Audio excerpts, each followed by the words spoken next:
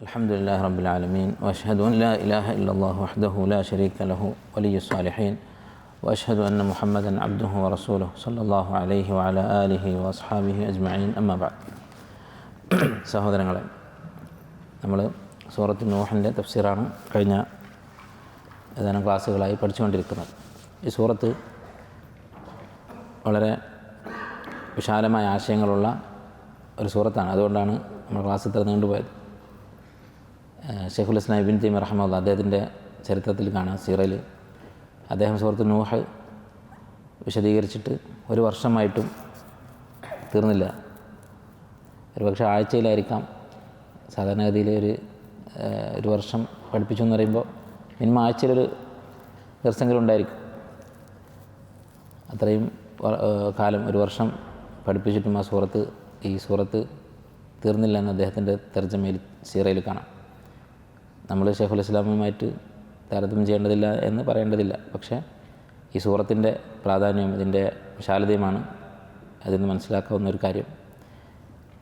നൂഹ് അലൈഹിസ്സലാമിൻ്റെ ചരിത്രം വിശുദ്ധ ഖുർആനിൽ പല തവണ ആവർത്തിച്ചിട്ടുണ്ട് എന്ന് നമ്മൾ പറഞ്ഞു. മുമ്പ് പറഞ്ഞ കാര്യങ്ങളൊന്ന് ഞാൻ ചുരുക്കി പറയാം.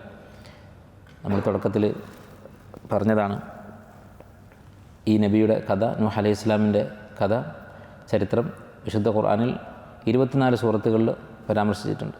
അതിൽ 14 സൂറത്തുകളിൽ വിശദമായി ഏകദേശം പൂർണ്ണമായി തന്നെ അദ്ദേഹത്തിൻ്റെ ചരിത്രമുണ്ട്. അത് നൂഹ് അലൈഹിസ്സലാമിൻ്റെ പ്രാധാന്യം, അദ്ദേഹത്തിൻ്റെ ചരിത്രത്തിൻ്റെ പ്രാധാന്യം അറിയിക്കുന്ന കാര്യമാണ്. ഇത്രയും വിശദമായി വിശദീകരിക്കപ്പെട്ട ചരിത്രമുള്ള നബിമാർ വേറെ അപൂർവമായിരിക്കും. തുടക്കം മുതൽ അവസാനം വരെ അദ്ദേഹത്തിൻ്റെ ചരിത്രം വിശദീകരിച്ചത് 14 സൂറത്തുകളിലാണ്. അതുപോലെ തന്നെ നമ്മൾ പറഞ്ഞു, രണ്ടാമതായി നമ്മൾ പറഞ്ഞ കാര്യം നൂഹ് അലൈഹിസ്സലാമിൻ്റെ ഖൗമിൽ ഷിർക്കുണ്ടായതിനെക്കുറിച്ച്, ഷിർക്ക് ഉത്ഭവിച്ചതിനെക്കുറിച്ച്. മനുഷ്യ ചരിത്രത്തിൽ ആദ്യമായി ഷിർക്ക് സംഭവിച്ചത് നൂഹ് അലൈഹിസ്സലാമിൻ്റെ ഖൗമിലാണ്. അതാണ് അദ്ദേഹത്തിൻ്റെ ചരിത്രത്തിൻ്റെ പ്രാധാന്യം. എങ്ങനെ ഷിർക്കുണ്ടായി എന്ന് മനസ്സിലാക്കുക. അങ്ങനെ തന്നെയാണ് ഷിർക്ക് എപ്പോഴും ഉണ്ടാകുന്നത്.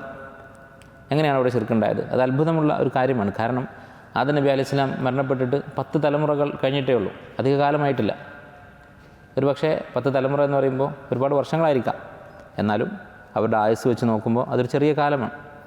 അന്നത്തെ ആളുകളുടെ ആയുസ് വെച്ച് നോക്കുമ്പോൾ ചെറിയ കാലമാണ്. ഇപ്പോൾ 10 തലമുറ മാത്രം, 10ാമത്തെ പേരക്കുട്ടിയുടെ കാലമായപ്പോൾ ഷിർക്കുണ്ടായി. നിങ്ങൾ ആലോചിച്ച് നോക്കൂ, 10 തലമുറ എന്ന് പറഞ്ഞാൽ അടുത്ത കാലമാണ് അല്ലേ? നമുക്ക് തന്നെ ഇന്ന് ചിലപ്പോൾ ചില ആളുകൾക്കൊക്കെ 10 തലമുറ പിന്നോട്ട് അറിയുന്നവരുണ്ടാകും, ഉപ്പമാരുടെ ചരിത്രം അറിയുന്നവരുണ്ടാകും. അത്രയും അവർക്ക് അറിയാമായിരുന്നിട്ടും തങ്ങളുടെ 10ാമത്തെ വല്യുപ്പ ഒരു നബിയാണ് എന്നറിഞ്ഞിട്ടും അവർ ഷിർക്ക് ചെയ്യുന്ന അവസ്ഥയുണ്ടായി. അതുകൊണ്ട് അത് വളരെ അത്ഭുതമുള്ളൊരു സംഗതിയാണ്. എങ്ങനെയാണത് സംഭവിച്ചത്? ഇമാം ബുഖാരി ഉദ്ധരിച്ച അസർ നമ്മൾ പറയുകയുണ്ടായി. ഇബ്നു അബ്ബാസ് റളിയല്ലാഹു തആല അൻഹുമ അദ്ദേഹം വിശദീകരിച്ചതായി. എങ്ങനെയാണ് ഷിർക്കുണ്ടായത്? സ്വാലിഹീങ്ങളായ ആളുകളുടെ വിഷയത്തിലുള്ള ഗുലുവ്, അവരോടുള്ള സ്നേഹവും ബഹുമാനവും പരിധി വിട്ടതാണ് ഷിർക്കുണ്ടാവാനുള്ള കാരണം. അല്ലാതെ അള്ളാഹുവിനോട് എന്തെങ്കിലും വിരോധമുണ്ടായിട്ടോ അല്ലെങ്കിൽ ദീനിനോട് എന്തെങ്കിലും വിരോധമുണ്ടായിട്ടോ അല്ല ഷിർക്കുണ്ടായത്. ദീനിനോട് താല്പര്യവും ഹബ്ബും ഉണ്ട്. അതുകൊണ്ടാണ് സ്വാലിഹീങ്ങളായ ആളുകളോട് സ്നേഹമുണ്ടാകുന്നത്. ആ സ്നേഹം പരിധി വിട്ടിട്ടാണ് ഷിർക്കായി മാറിയത് എന്നതാണ് അവരുടെ ചരിത്രത്തിൽ നമുക്ക് കാണാവുന്നത്. ഇതേ പ്രശ്നം, ഇതേ സംഗതി അതാണ് എല്ലാ കാലത്തും ഷിർക്കുണ്ടാവാൻ കാരണമായിട്ടുള്ളത്. ഇതുപോലെ തന്നെ പിന്നീട് വീണ്ടും ചരിത്രം ആവർത്തിച്ചിട്ടുണ്ട്. എപ്പോഴാണ്? മുഹമ്മദ് നബി സല്ലല്ലാഹു അലൈഹി വസല്ലമയുടെ കാലത്ത്. എങ്ങനെയാണ് ഈസാ നബി അലൈഹി സ്വലാമിന് ശേഷം ഷിർക്കുണ്ടായത്? ഈസാ നബി അലൈഹി സ്വലാം കഴിഞ്ഞിട്ട് അധിക കാലമായിട്ടില്ല മുഹമ്മദ് നബി സല്ലല്ലാഹു അലൈഹി വസല്ലമ നിയോഗിക്കപ്പെടുന്നത്. ചില ചരിത്ര റിവായത്തുകളിൽ കാണുന്നത് 500 വർഷം, അതും ഏകദേശം 10 തലമുറ എന്ന് പറയാം. ഇന്നത്തെ ആയുസ് വെച്ച് നോക്കുമ്പോൾ ഒരു 10 തലമുറ ആയിട്ടുണ്ടാവുള്ളൂ. ആ 10 തലമുറ കഴിഞ്ഞപ്പോൾ വീണ്ടും ഷിർക്കുണ്ടായി. ഈസാ നബി അലൈഹി സ്വലാമിൻ്റെ ഖൗമ് ഈസാ അലൈഹി സ്വലാമിനെയും മറിയമിനെയും ഒക്കെ ആരാധിക്കാൻ തുടങ്ങി. അതുപോലെ അവരുടെ കൂട്ടത്തിൽപ്പെട്ട മഹാന്മാരെയും സ്വാലിഹ്യങ്ങളെയും ആരാധിക്കാൻ തുടങ്ങി. എങ്ങനെയാണതുണ്ടായത്? അതും നമ്മൾ പറയുകയുണ്ടായി. ഹദീസിൽ വന്ന സംഭവം, ഹബശയിലേക്ക്, എത്യോപ്യയിലേക്ക് ഹിജ്റ പോയ ഉമ്മു ഹബീബ, അതുപോലെ ഉമ്മു സലമ റളിയല്ലാഹു അൻഹുമ, അവർ രണ്ടുപേരും നബി സല്ലല്ലാഹു അലൈഹി വസല്ലമയോട് അവിടെ കണ്ട കാഴ്ചകൾ പറഞ്ഞു കൊടുക്കുകയാണ്.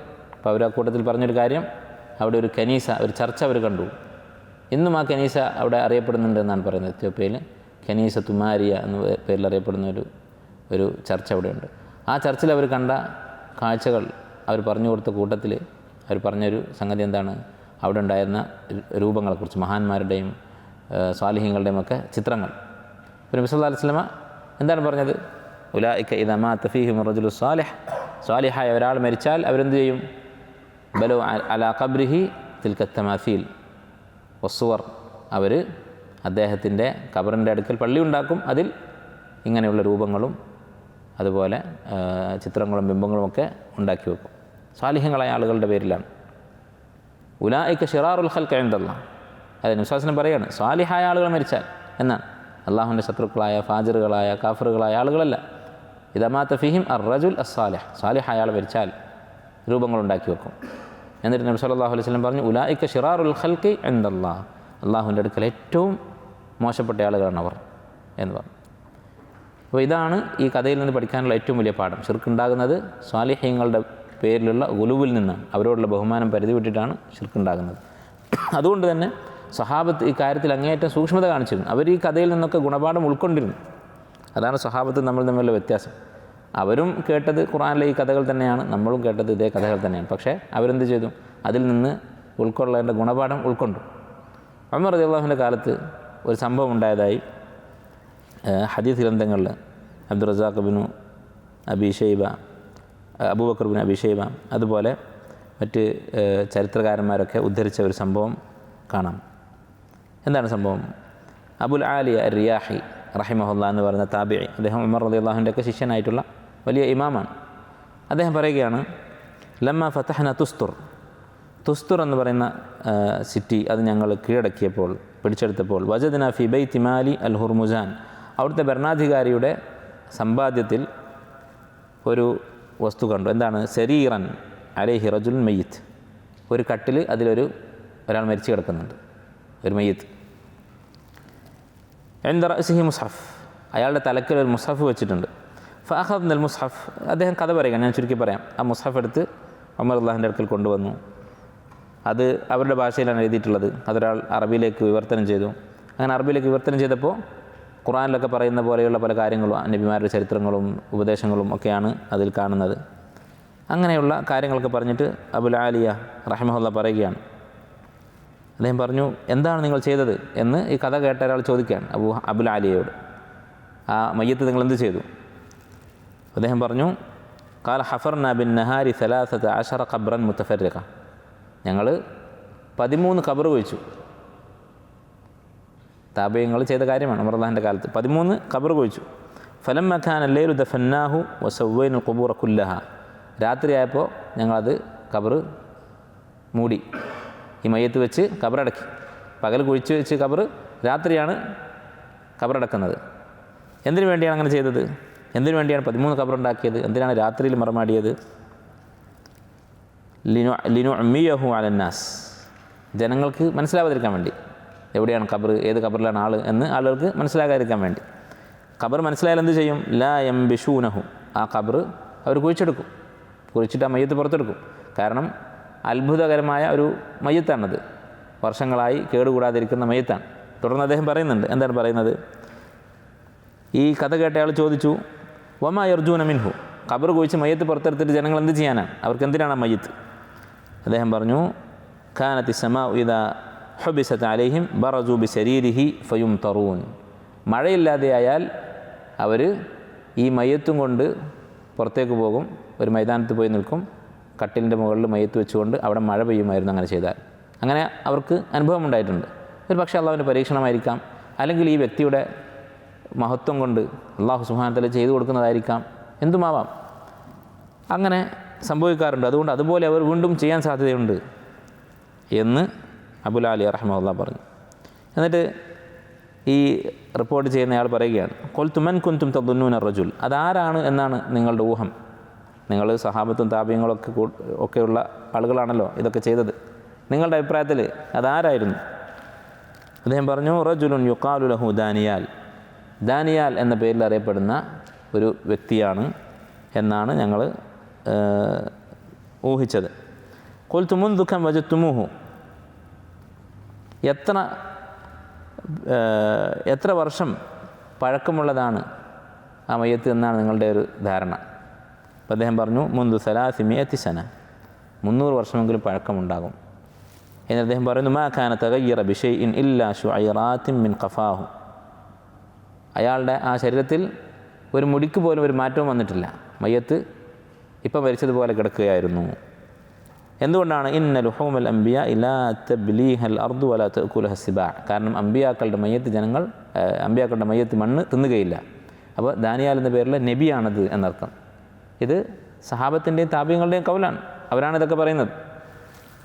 ഈ ചരിത്ര സംഭവം ഇബ്നു ഇസ്ഹാഖ് റഹിമഹുല്ലാഹ് അദ്ദേഹത്തിൻ്റെ സീറയിൽ ഉദ്ധരിച്ചിട്ടുണ്ട്. അതുപോലെ ഇമാം ബൈഹഖി ദലായിലുൻ നുബുവ എന്ന് പറയുന്ന കിതാബിൽ ഉദ്ധരിച്ചിട്ടുണ്ട്. ഇബ്നു കസീർ ബിദായ നിഹായയിൽ ഇത് ഉദ്ധരിച്ചിട്ട് പറഞ്ഞു ഇസ്നാദുഹു ഹസൻ ഇലാ അബിൽ ആലിയ, അബിൽ ആലിയ വരെയുള്ള സനദ് ഹസനാണ്. ഇത് നിങ്ങൾ ആലോചിച്ച് നോക്കൂ, ഇവിടെ ഈ നബിയായ വ്യക്തി, ഈ വലിയ മഹാൻ, അദ്ദേഹത്തിൻ്റെ മയ്യത്തെടുത്ത ആളുകൾ ബറക്കത്തെടുക്കുന്നത് പേടിച്ചിട്ട്. എന്താ ബറക്കത്തെടുത്ത പ്രശ്നം? അമ്പിയാക്കളുടെ മയ്യത്ത്, അമ്പിയാക്കളുടെ ശരീരം, ആ ശരീരത്തിൽ നിന്ന് വേർപെട്ട രോമം ഇതുപോലെയുള്ള മുടിയൊക്കെ ബറക്കത്തുള്ളതാണ്. പക്ഷേ മരിച്ചു കഴിഞ്ഞാൽ എന്താ ചെയ്യേണ്ടത്? മറമാടുകയാണ് വേണ്ടത്. അപ്പോൾ മരിച്ചു കഴിഞ്ഞിട്ട് ആ മയ്യത്ത് അവരുടെ കയ്യിൽ നിന്നാൽ എന്ത് സംഭവിക്കും? അവരതിനോടുള്ള ബഹുമാനം കാണിച്ച് അത് ഇബാദത്തിലെത്തും. ജീവിച്ചിരിക്കുമ്പോൾ അവരുടെ ശരീരം തൊടുന്നതും ആ ശരീരത്തിൽ നിന്നുള്ള ഉയർപ്പും മുടിയുമൊക്കെ കിട്ടിയാൽ അത് എടുക്കുന്നതുമൊക്കെ ബർക്കത്തുള്ള കാര്യങ്ങളാണ്.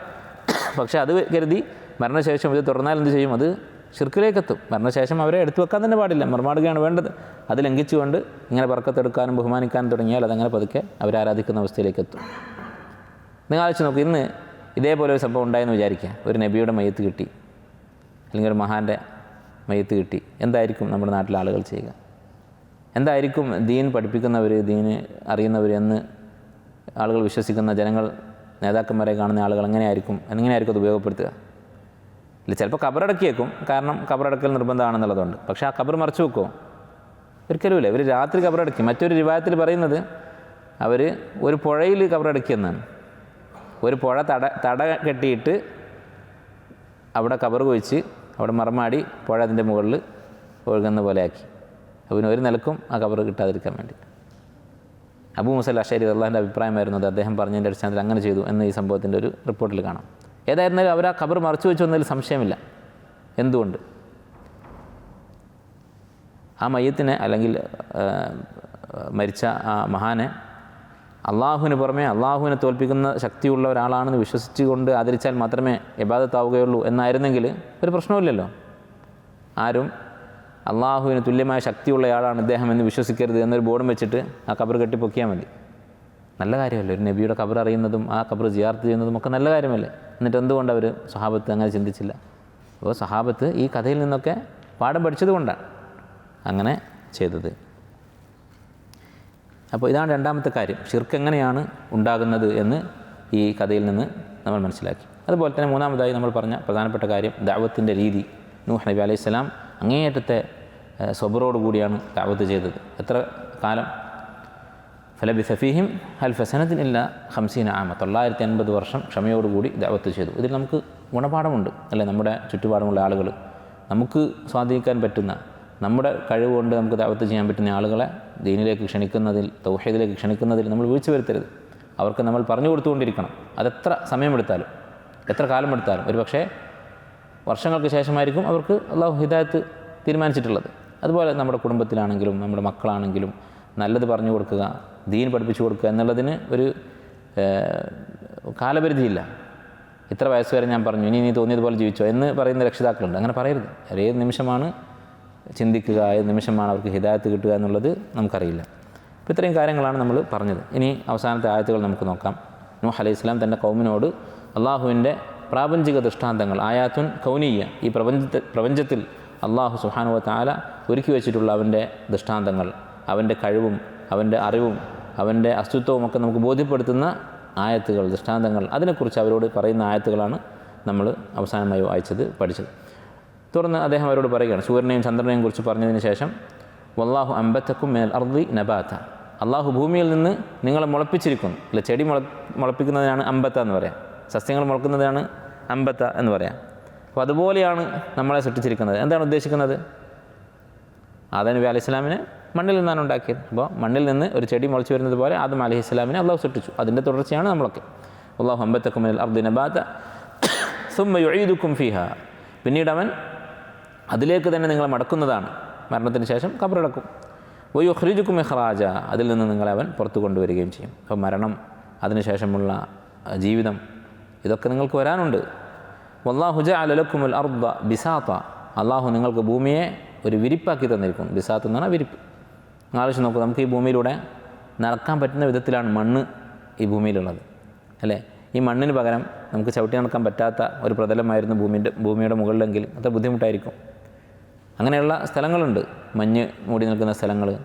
അതുപോലെ തന്നെ ഭൂമിയുടെ ഉപരിതലത്തിൽ അപൂർവമായി മനുഷ്യൻ നടക്കാൻ പറ്റാത്ത സ്ഥലങ്ങളുണ്ട്. അതുപോലെയായിരുന്നു എല്ലാ സ്ഥലവും എങ്കിൽ എന്തായിരിക്കും അവസ്ഥ?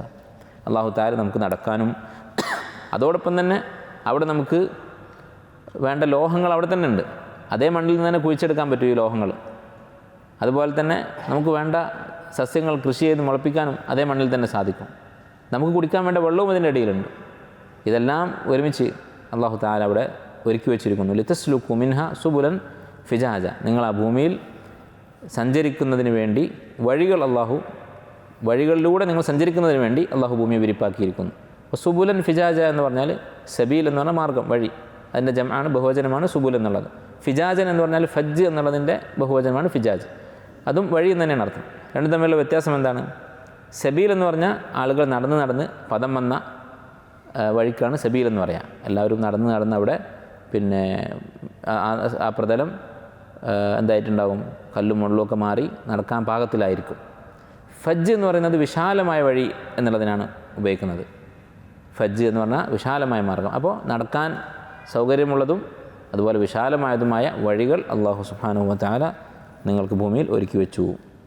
ഖാല നൂഹുൻ, എന്നിട്ട് നൂഹ് അലൈഹിസ്സലാം പറഞ്ഞു, റബ്ബി ഇന്നഹും അസൗനി. ഇത്രയും കാലത്ത് ദഅവത്തിന് ശേഷം അദ്ദേഹം പറയുകയാണ്, റബ്ബി ഇന്നഹും അസൗനി, റബ്ബേ അവരെന്നെ ധിക്കരിച്ചിരിക്കുന്നു. വത്തബഉ, എന്നിട്ട് അവർ പിന്തുടർന്നിരിക്കുന്നത് ആരെയാണ്? എന്നെ വിട്ടിട്ട് അവർ ആരുടെ പിന്നാലെയാണ് പോയിരിക്കുന്നത്? മൻ ലം യജിദുഹു മാലുഹു വവലദുഹു ഇല്ലാ ഖസാറ, സമ്പത്തും സന്താനങ്ങളും കാരണം നഷ്ടം മാത്രമുണ്ടായ ആളുകളെ, അഥവാ ആ നാട്ടിലെ പ്രമാണിമാരെ അവർ പിന്തുടർന്നിരിക്കുന്നു. അപ്പോൾ പ്രമാണിമാരെക്കുറിച്ച് പറഞ്ഞപ്പോൾ സമ്പത്തുള്ളവർ എന്ന് പറഞ്ഞിട്ട് നിർത്തിയില്ല. അപ്പോൾ അവരുടെ അടുത്ത് എന്തോ ഖൈറുണ്ട് എന്നാരും തെറ്റിദ്ധരിക്കണ്ട. മൻ ലം യജിദുഹു മാലുഹു വവലദുഹു ഇല്ലാ ഖസാറ, നിഷേധിയായ ഒരു സമ്പന്നൻ്റെ ഡെഫിനിഷൻ ഇതാണ്.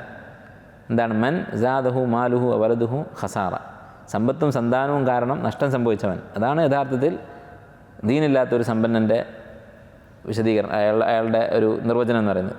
അല്ലെ, നമ്മൾ ഒരാളുടെ കയ്യിലുള്ള സമ്പത്തിൻ്റെ പേരിലായിരിക്കും ചിലപ്പോൾ ആളുകൾ അളക്കുക. അങ്ങനെയല്ല, സമ്പത്ത് കൊണ്ട് ഖൈറുണ്ടായത് നല്ലതാണ്, അങ്ങനെയുള്ള ആളുകൾക്ക് അത് അല്ലാഹുവിൻ്റെ നിഅമത്താണ്. അതിന് പകരം ഈ സമ്പത്ത് കൊണ്ട് ഷർറാണെങ്കിലോ അവൻ ദരിദ്രന്മാരെക്കാരും മോശമാണ് അവൻ്റെ അവസ്ഥ. അവന് ദരിദ്രനായ മുഅ്മിനായി ജീവിക്കുന്നതായിരുന്നു അവൻ നല്ലത്. അങ്ങനെ ഇവർ ഈ അക്രമികളായ നേതാക്കന്മാരെ പിന്തുടർന്നു. വമക്കറു മക്രൻ കുബ്ബാറ, അവർ വലിയ തന്ത്രം പ്രയോഗിച്ചു ആളുകളെ നൂഹ് അലൈഹിസ്സലാമിൻ്റെ ദീനിൽ നിന്ന്, ദഅവത്തിൽ നിന്ന് തടയാൻ വേണ്ടി. എന്താണ് അവർ ചെയ്തത്? വഖാലു, ആ കൗമിലെ പ്രമാണിമാർ പറഞ്ഞു, ലാ തദറുന്ന ആലിഹതക്കും, നിങ്ങളുടെ ഇലാഹുകളെ നിങ്ങൾ കൈവിടരുത്. വലാ തദറുന്ന വദ്ദൻ വലാ സുവാഅൻ വലാ യഗൂസ വയഊഖ വനസ്ര, ഈ 5 പേരുകൾ നമ്മൾ പറഞ്ഞു. അസ്മാഉ റിജാലിൻ സാലിഹീൻ,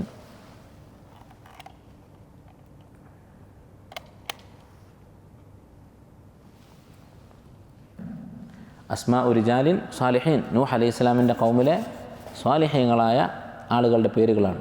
അപ്പോൾ അവരെ ഇബാദത്ത് ചെയ്യുന്നത് നിങ്ങൾ നിർത്തരുത് എന്ന് ഈ നേതാക്കന്മാർ ജനങ്ങളോട് പറഞ്ഞു. വഖദ് അദല്ലു കസീറ, അവരൊരുപാട് ആളുകൾ വഴിപിഴപ്പിച്ചിട്ടുണ്ട്. വലാ തജ്ദി ളാലിമീന ഇല്ലാ ളലാല, അവരുടെ ഈ വഴിപിഴപ്പിക്കൽ കാരണം ഇനി അവർക്ക് നീ ഹിദായത്ത് കൊടുക്കരുത് എന്ന് നൂഹ് അലൈഹിസ്സലാം തൻ്റെ കൗമിനെതിരെ പ്രാർത്ഥിച്ചു. അപ്പോൾ ഇവിടെ ഒരു സംശയം തോന്നാം. ഇൻഷാ അല്ലാഹ് നമുക്ക് അവസാനത്തിൽ അത് വിശദീകരിക്കാം. എന്തുകൊണ്ട് നൂഹ് അലൈഹിസ്സലാം തൻ്റെ കൗമിനെതിരെ ദുആ ചെയ്തു? അങ്ങനെ ചെയ്യാൻ പാടുണ്ടോ? അവർക്ക് ഹിദായത്ത് കിട്ടാൻ വേണ്ടി അല്ലേ ദുആ ചെയ്യേണ്ടത്? ഇൻഷാ അല്ലാഹ് അത് അവസാനത്തെ ആയത്തിൽ വിശദീകരിക്കാം. അപ്പോൾ നൂഹ് അലൈഹിസ്സലാമിൻ്റെ കഥയുടെ അവസാനമാണിത്. അദ്ദേഹത്തിൻ്റെ ദഅവത്ത് കഴിഞ്ഞു, പിന്നീടുണ്ടായ സംഭവങ്ങൾ, ആ ദഅവത്തിന് അവരെങ്ങനെയാണ് ആ ദഅവത്തിനോട് പ്രതികരിച്ചത്, അതിൻ്റെ പേര് അള്ളാഹു അവരെന്ത് ചെയ്തു എന്നുള്ള കാര്യമാണ് ഈ ആയത്തുകളൊക്കെ വിശദീകരിക്കുന്നത്. നൂഹ് അലൈഹിസ്സലാം അവർക്കെതിരെ ദുആ ചെയ്തു. ഞാൻ ഈ ആയത്തുകൾ മുഴുവൻ അർത്ഥം പറഞ്ഞതിന് ശേഷം ആ കഥ വിശദീകരിക്കാം. മിമ്മ ഖതീആതിഹിം, അങ്ങനെ അവർ ചെയ്ത തിന്മകൾ കാരണം ഉഗ്രിഖു, അവർ വെള്ളത്തിൽ മുക്കപ്പെട്ടു, വെള്ളത്തിൽ അവരെ മുക്കി. ഫഉദ്ഖിലു നാറ, അവർ നരകത്തിൽ പ്രവേശിക്കുകയും ചെയ്തു. ഇത് ചില പണ്ഡിതന്മാർ ഖബർ ശിക്ഷക്കുള്ള തെളിവായി പറഞ്ഞിട്ടുണ്ട്. ഊഗുരുക്കു ഫൗദുഖലു നാറ, വെള്ളത്തിൽ മുങ്ങി മരിച്ചു, നരകത്തിൽ പ്രവേശിച്ചു നേരെ. നമുക്കറിയാം ഇപ്പോഴും അവർ ബർസഖിലാണ്. അപ്പോൾ കഴിഞ്ഞ ഒരു കാര്യത്തെക്കുറിച്ചാണ് പറയുന്നത്. അവർ നരകത്തിൽ പ്രവേശിച്ചു കഴിഞ്ഞു. അപ്പോൾ അവരുടെ ബർസഖിയായ ലോകം നരകമാണ്. അതുകൊണ്ട് ബാസിന് മുമ്പായി, അന്ത്യനാളിന് മുമ്പായി തന്നെ അവരുടെ ശിക്ഷ തുടങ്ങി എന്നുള്ളതിൻ്റെ തെളിവായി ചില പണ്ഡിതന്മാർ ഈ ആയത്ത് പറഞ്ഞിട്ടുണ്ട്. ഫലം യജിദൂ ലഹും മിൻ ദൂനില്ലാഹി അൻസാറ, അള്ളാഹുവിന് പുറമെ അവർക്ക് സഹായികളായി ഒരാളെയും കിട്ടിയില്ല, ആരും അവരെ സഹായിക്കാനുണ്ടായില്ല. വഖാല നൂഹുൻ, നൂഹ് അലൈഹി സ്വലാം പ്രാർത്ഥിച്ചു, റബ്ബി ലാ തദർ അലൽ അർദി മിനൽ കാഫിരീന ദയ്യാറ, അള്ളാഹുവെ ഭൂമിയിൽ കാഫിറായ ഒരാളെയും നീ ബാക്കി വെക്കരുത്. ദയ്യാറ എന്ന് പറഞ്ഞാൽ വീട്ടിൽ താമസിക്കുന്ന ആൾ എന്നർത്ഥം ചില പണ്ഡിതന്മാർ പറഞ്ഞിട്ടുണ്ട്. കാരണം ദാറുൻ എന്ന് പറഞ്ഞാൽ വീട്, അപ്പോൾ മനുഷ്യൻ എന്നർത്ഥം. ചില ആളുകൾ, ചില പണ്ഡിതന്മാർ നടക്കുന്നവർ എന്നുള്ള അർത്ഥം പറഞ്ഞിട്ടുണ്ട്. കാരണം ദാറ എന്ന് പറഞ്ഞാൽ കറങ്ങി, അപ്പോൾ കറങ്ങി നടക്കുന്നവൻ, സഞ്ചരിക്കുന്നവൻ. അപ്പോൾ ഏതായിരുന്നാലും ഒരു മനുഷ്യനെയും അവരുടെ കൂട്ടത്തിൽപ്പെട്ട ഒരാളെയും നീ ബാക്കി വെക്കരുത്. ഇന്നക ഇൻ തദർഹും, നീ അവരെ ബാക്കി വെച്ചാൽ യുദില്ലു ഇബാദക്, നിൻ്റെ അടിമകളെ അവർ വഴിതെറ്റിക്കും, കൂടുതൽ വഴിതെറ്റിക്കും. വലാ യലിദു ഇല്ലാ ഫാജിറൻ കഫാറ, കൂടുതൽ ഇനിയും നിഷേധികളെ മാത്രമേ അവർ ജനിപ്പിക്കുകയുള്ളൂ. അഥവാ ഇനി ഉണ്ടാകുന്നവരൊക്കെ നിഷേധികൾ തന്നെയായിരിക്കും. റബ്ബി ഗഫിർലി, റബ്ബെ എനിക്ക് നീ പുറത്തു തരണം. വലി വാലിദയ്യ, എൻ്റെ മാതാപിതാക്കൾക്കും. വലിമൻ ദഖല ബൈതിയ മുഅ്മിനൻ, മുഅ്മിനായിക്കൊണ്ട് എൻ്റെ വീട്ടിൽ പ്രവേശിച്ച ആളുകൾ, എൻ്റെ അതിഥികളായും മറ്റും വീട്ടിൽ വന്ന ആളുകൾ. വലിൽ മുഅ്മിനീന വൽ മുഅ്മിനാത്ത്, മുഅ്മിനീങ്ങൾക്ക് എല്ലാവർക്കും, സ്ത്രീകളാണെങ്കിലും പുരുഷന്മാരാണെങ്കിലും. വലാ തസിദി ദ്ദാലിമീന ഇല്ലാ തബാറ, അക്രമികൾക്ക് നീ നാശമല്ലാതെ വർദ്ധിപ്പിക്കരുത്, നാശമല്ലാതെ കൊടുക്കരുത്. നൂഹ് അലൈഹി ഇസ്ലാമിൻ്റെ കഥയുടെ അവസാനമാണ് ഈ പറഞ്ഞ ആയത്തുകളുള്ളത്. ഇത് മറ്റ് പല സുഹൃത്തുക്കളും വിശദീകരിച്ചിട്ടുണ്ട്. അപ്പോൾ ഇവിടെ മാത്രമായി പറഞ്ഞിട്ടുള്ള കാര്യം അവർക്കെതിരായി പ്രാർത്ഥിച്ചു എന്നുള്ളതാണ്. ഈ കഥ കൂടുതൽ വിശദമായി പറഞ്ഞിട്ടുള്ളത് സൂറത്ത് ഹൂദിലാണ്, നൂഹ് അലൈഹി ഇസ്ലാമിൻ്റെ കഥ. ഇൻഷാ അല്ലാഹ് സൂറത്ത് ഹൂദിലെ ആയത്തുകൾ ഞാൻ വിശദീകരിക്കാം.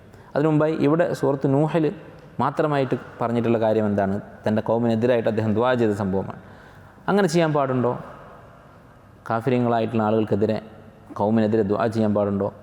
മുഹമ്മദ് നബി സല്ലല്ലാഹു അലൈഹി വസല്ലമയുടെ ചര്യ, നബി സല്ലല്ലാഹു അലൈഹി വസല്ലമ ചെയ്തിട്ടുള്ളത് അവർക്ക് ഹിദായത്തിന് വേണ്ടി പ്രാർത്ഥിക്കുക എന്നുള്ളതാണ്. എന്താണ് നബി സല്ലല്ലാഹു അലൈഹി വസല്ലമ ചെയ്തത്? പല കബീലകളെക്കുറിച്ചും പരാതിയുമായിട്ട് അവിടെയുള്ള മുഅ്മിനീങ്ങളായ സ്വഹാബത്ത് വന്നിട്ട് പറഞ്ഞപ്പോൾ നബി സല്ലല്ലാഹു അലൈഹി വസല്ലമ അവർക്ക് വേണ്ടി പ്രാർത്ഥിക്കുകയാണ് ചെയ്തത്. ഉദാഹരണത്തിന് ദൗസ് എന്ന് പറയുന്ന കബീല, അവരുടെ അക്രമം, അതിനെപ്പറ്റി പരാതി വന്നപ്പോൾ നബി സല്ലല്ലാഹു അലൈഹി വസല്ലം എന്താണ് പറഞ്ഞത്? അവർ നശിപ്പിക്കാൻ വേണ്ടി പ്രാർത്ഥിക്കാൻ സ്വഹാബത്ത് ആവശ്യപ്പെട്ടു. നബി സല്ലല്ലാഹു അലൈഹി വസല്ലം പറഞ്ഞു, അല്ലാഹു മഹ്ദി ദൗസൻ വഅതി ബിഹിം, അള്ളാഹു അവർക്ക് ഹിദായത്ത് കൊടുക്കണമേ, എന്നിട്ട് അവരിങ്ങോട്ട് കൊണ്ടുവരണേ എന്ന് പറഞ്ഞു. ആ കബീല ഇസ്ലാം സ്വീകരിച്ചു. അവരിൽ നിന്ന് വന്ന ആളുകളാണ് അബൂ ഹുറൈറ റളിയല്ലാഹു അൻഹു ഒക്കെ ദൗസ് കബീലക്കാരനായിരുന്നു. അതുപോലെ തന്നെ തായിഫിൽ പോയപ്പോൾ നബി സല്ലല്ലാഹു അലൈഹി വസല്ലം അവിടെ നിന്ന് അവർ മടക്കിയപ്പോൾ, ആട്ടി വിട്ടപ്പോൾ എന്താണ് നബി സല്ലല്ലാഹു അലൈഹി വസല്ലം ചെയ്തത്? അവർക്ക് വേണ്ടി പ്രാർത്ഥിക്കുകയാണ് ചെയ്തത്. അവരുടെ മക്കളെങ്കിലും മുസ്ലിമീങ്ങളായി മുഅ്മിനീങ്ങളായി മാറിയേക്കാം എന്ന് നബി സല്ലല്ലാഹു അലൈഹി വസല്ലം പ്രതീക്ഷിക്കുകയാണ് ചെയ്തത്. ഇതാണ് ചെയ്യേണ്ടത്. പക്ഷെ എന്തുകൊണ്ട് നൂഹ് അലൈഹി സ്വലാം ഇങ്ങനെ ദുആ ചെയ്തു? അത് വിശുദ്ധ ഖുർആനിൽ അതിൻ്റെ ഉത്തരമുണ്ട്. വഊഹിയ ഇലാ നൂഹിൻ, നൂഹ് അലൈഹി സ്വലാമിന് വഹി നൽകപ്പെട്ടു, അന്നഹു ലൻ യുഅ്മിന മിൻ ഖൗമിക ഇല്ലാ മൻ ഖദ് ആമൻ, വിശ്വസിച്ച് കഴിഞ്ഞവർ, ഇതിനോടകം വിശ്വസിച്ച് കഴിഞ്ഞവരല്ലാതെ ഇനി ഒരാളും വിശ്വസിക്കാൻ പോകുന്നില്ല, ഇനി അവരുടെ കൂട്ടത്തിൽ ഒരാൾക്കും ഹിദായത്ത് കിട്ടാൻ പോകുന്നില്ല എന്ന് അല്ലാഹു തആല പറഞ്ഞപ്പോഴാണ് നൂഹ് അലൈഹി സ്വലാം അവർക്കെതിരായിട്ട് ദുആ ചെയ്തത്. കാരണം അവർക്ക് ഹിദായത്ത് കിട്ടുന്നില്ലെങ്കിൽ ഇനി അവരോട് സംസാരിച്ചിട്ട് കാര്യമില്ല. ഹിദായത്ത് കിട്ടുകയുമില്ല, അവരുടെ അക്രമം തുടരുകയുമാണ്. ആരെങ്കിലും നന്നാകുന്നുണ്ടെങ്കിൽ അവരെ കൂടി അവർ ഉപദ്രവിക്കുകയോ ചെയ്യുകയുള്ളൂ. അതുകൊണ്ട് അവരെ കൊണ്ട് യാതൊരു ഫായതയുമില്ല എന്നായപ്പോഴാണ് നൂഹ് അലൈഹി സ്വലാം അവർക്കെതിരായി ദുആ ചെയ്തത്. ഇനി ഈ കഥയുടെ ചില വിശദാംശങ്ങൾ സൂറത്ത് ഹൂദിൽ അല്ലാഹു തആല വിശദീകരിച്ച് നമുക്ക് നോക്കാം. ഈ പറഞ്ഞ ആയത്ത് തന്നെ വഊഹിയ ഇലാ നൂഹൻ, നൂഹ് അലൈഹി സ്വലാമിൻ്റെ കഥ വിശദമായി പറഞ്ഞിട്ടുണ്ട് സൂറത്ത് ഹൂദിൽ. അതിൽ ദഅവത്തിൻ്റെ ഘട്ടമൊക്കെ കഴിഞ്ഞതിന് ശേഷം പിന്നീട് പറയുന്ന ആയത്തുകളാണ്. വഊഹിയ ഇലാ നൂഹൻ, നൂഹ് അലൈഹി സ്വലാമിന് വഹി നൽകി, അന്നഹു ലൻ യുഅ്മിന മിൻ ഖൗമിക ഇല്ലാ മൻ ഖദ് ആമൻ, ഇനി ആരും വിശ്വസിക്കാൻ പോകുന്നില്ല. ഫലാ തബ്തഇസ് ബിമാ കാനൂ യഫ്അലൂൻ, അതുകൊണ്ട് അവർ ചെയ്തതോർത്ത് താങ്കൾ വിഷമിക്കേണ്ടതില്ല. ഇവരുടെ അക്രമങ്ങളും ഇവരുടെ നിഷേധവും അതൊന്നും ഓർത്ത് വിഷമിക്കേണ്ടതില്ല. ഇനി ആരും വിശ്വസിക്കാൻ പോകുന്നില്ല, അവരെക്കുറിച്ച് ഇനി ചിന്തിക്കേണ്ടതില്ല. വഹൈന ഇലൈഹി, എന്നിട്ട് അദ്ദേഹത്തിന് വഹി നൽകി, അനിസ്ന അൽ ഫുൽക ബിഅയുനിന വവഹൈന വലാ തുഖാതിബ്നി ഫിൽ ലദീന ളലമു ഇന്നഹും മുഗ്റഖൂൻ, ഒരു കപ്പലുണ്ടാക്കാൻ നൂഹ് അലൈഹി സ്വലാമിനോട് അല്ലാഹു കൽപ്പിച്ചു. എന്നിട്ട് പറഞ്ഞു, തൻ്റെ കൗമിനെ നശിപ്പിക്കാൻ പോവുകയാണ്, അവർക്ക് വേണ്ടി വാദിക്കരുത്, അവരെ രക്ഷിക്കണം എന്ന് വാദിക്കരുത്. അപ്പോൾ നൂഹ് അലൈഹി സ്വലാം റഹ്മത്തില്ലാത്ത ആളായതുകൊണ്ടല്ല തൻ്റെ കൗമിനെ നശിപ്പിക്കാൻ വേണ്ടി പ്രാർത്ഥിച്ചത്. തുടക്കത്തിൽ അള്ളാഹു താല പ്രാർത്ഥിക്കരുത് എന്ന് പറഞ്ഞിട്ടുണ്ട്. അത്രയും റഹ്മത്ത് അദ്ദേഹത്തിനുണ്ട് എന്നുള്ളവർക്കറിയാം. തൻ്റെ കൗമ് അക്രമികളായ ആളുകൾക്ക് വേണ്ടി വരെ അദ്ദേഹം ദുആ ചെയ്യാൻ സാധ്യതയുണ്ട്. അതുകൊണ്ട് അള്ളാഹു താല പറഞ്ഞത് വലാ തുഖാതിബ്നി ഫിൽ ലദീന ളലമു, അക്രമികൾക്ക് വേണ്ടി എന്നോട് ചോദിക്കരുത്, ഇന്നഹും മുഗ്റഖൂൻ, അവർ നശിപ്പിക്കപ്പെടാൻ പോവുകയാണ്. വയസ്നഉൽ ഫുൽക, അങ്ങനെ അദ്ദേഹം കപ്പലുണ്ടാക്കാൻ തുടങ്ങി. വകുല്ലമ മർറ അലൈഹി മലഉ മിൻ ഖൗമിഹി സഖിറു മിൻഹു, ആ കപ്പലുണ്ടാക്കുന്നത് അടുത്തുകൂടെ ആരെങ്കിലും നടന്നു പോയാൽ അവർ അദ്ദേഹത്തെ പരിഹസിക്കും. കാരണം എന്താണ്? അദ്ദേഹം കപ്പലുണ്ടാക്കുന്നത് ഒരു നിലക്കും കപ്പലുണ്ടാക്കേണ്ട ഒരു ആവശ്യമില്ലാത്ത സാഹചര്യത്തിലാണ്. വരാൻ പോകുന്നൊരു പ്രളയത്തിന് വേണ്ടിയാണ് കപ്പലുണ്ടാക്കുന്നത്. അപ്പോൾ ആളുകൾ പരിഹസിച്ച് എന്തിനു വേണ്ടിയാണ് കപ്പലുണ്ടാക്കുന്നത്? ഖാല ഇൻ തസ്ഖറൂ മിന്നാ ഫഇന്നാ നസ്ഖറു മിൻകും കമാ തസ്ഖറൂൻ ഫസൗഫ തഅലമൂന മൻ യഅതീഹി അദാബുൻ യുഖ്സീഹി വയഹല്ലു അലൈഹി അദാബുൻ മുഖീം. അദ്ദേഹം പറഞ്ഞു, നിങ്ങളുടെ ഈ പരിഹാസം ഇതുപോലെ ഞങ്ങൾ തിരിച്ചും പരിഹസിക്കാൻ ഇരിക്കുകയാണ്.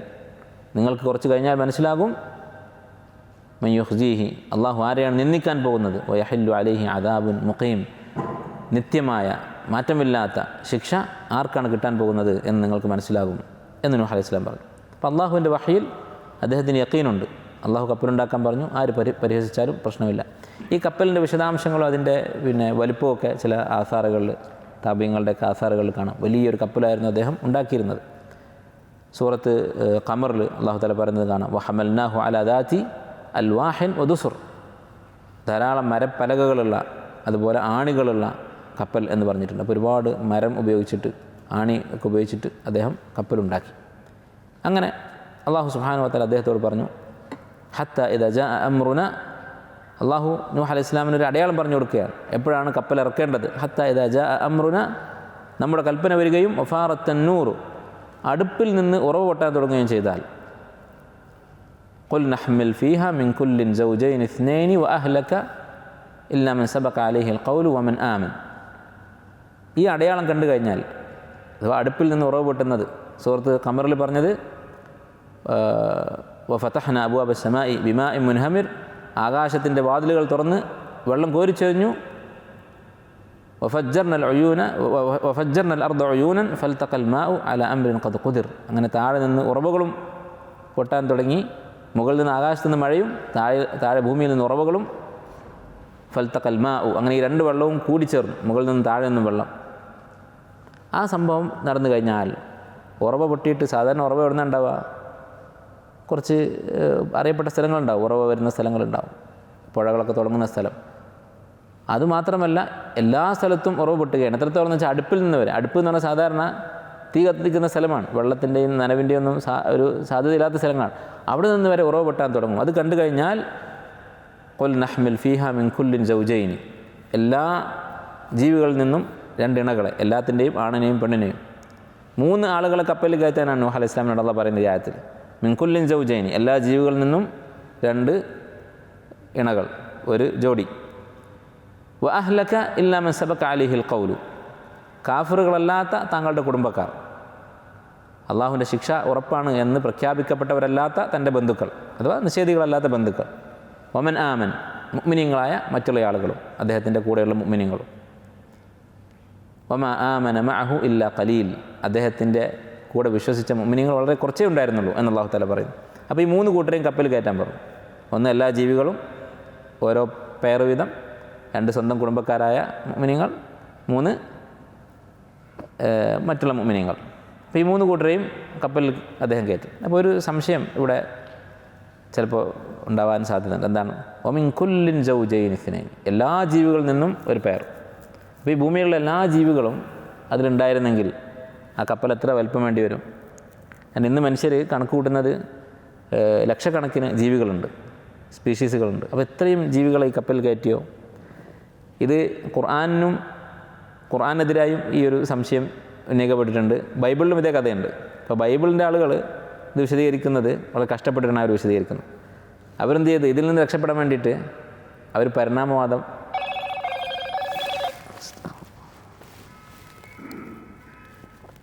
ജീവികൾ പരിണമിച്ചുണ്ടായതാണ് എന്നുള്ള ദലാലത്ത്, അത് ഏറ്റെടുക്കുകയാണ് ചെയ്തത്. കാരണം അതിലുണ്ടായിരുന്നത് ഒരു നിശ്ചിത എണ്ണം ജീവികളായിരുന്നു, പിന്നീട് അതിൽ നിന്ന് പരിണമിച്ച മറ്റ് ജീവികളുണ്ടായി എന്ന് പറഞ്ഞിട്ട് ചില ആളുകൾ വിശദീകരിച്ചിട്ടുണ്ട്, ബൈബിളിൻ്റെ ആളുകൾ.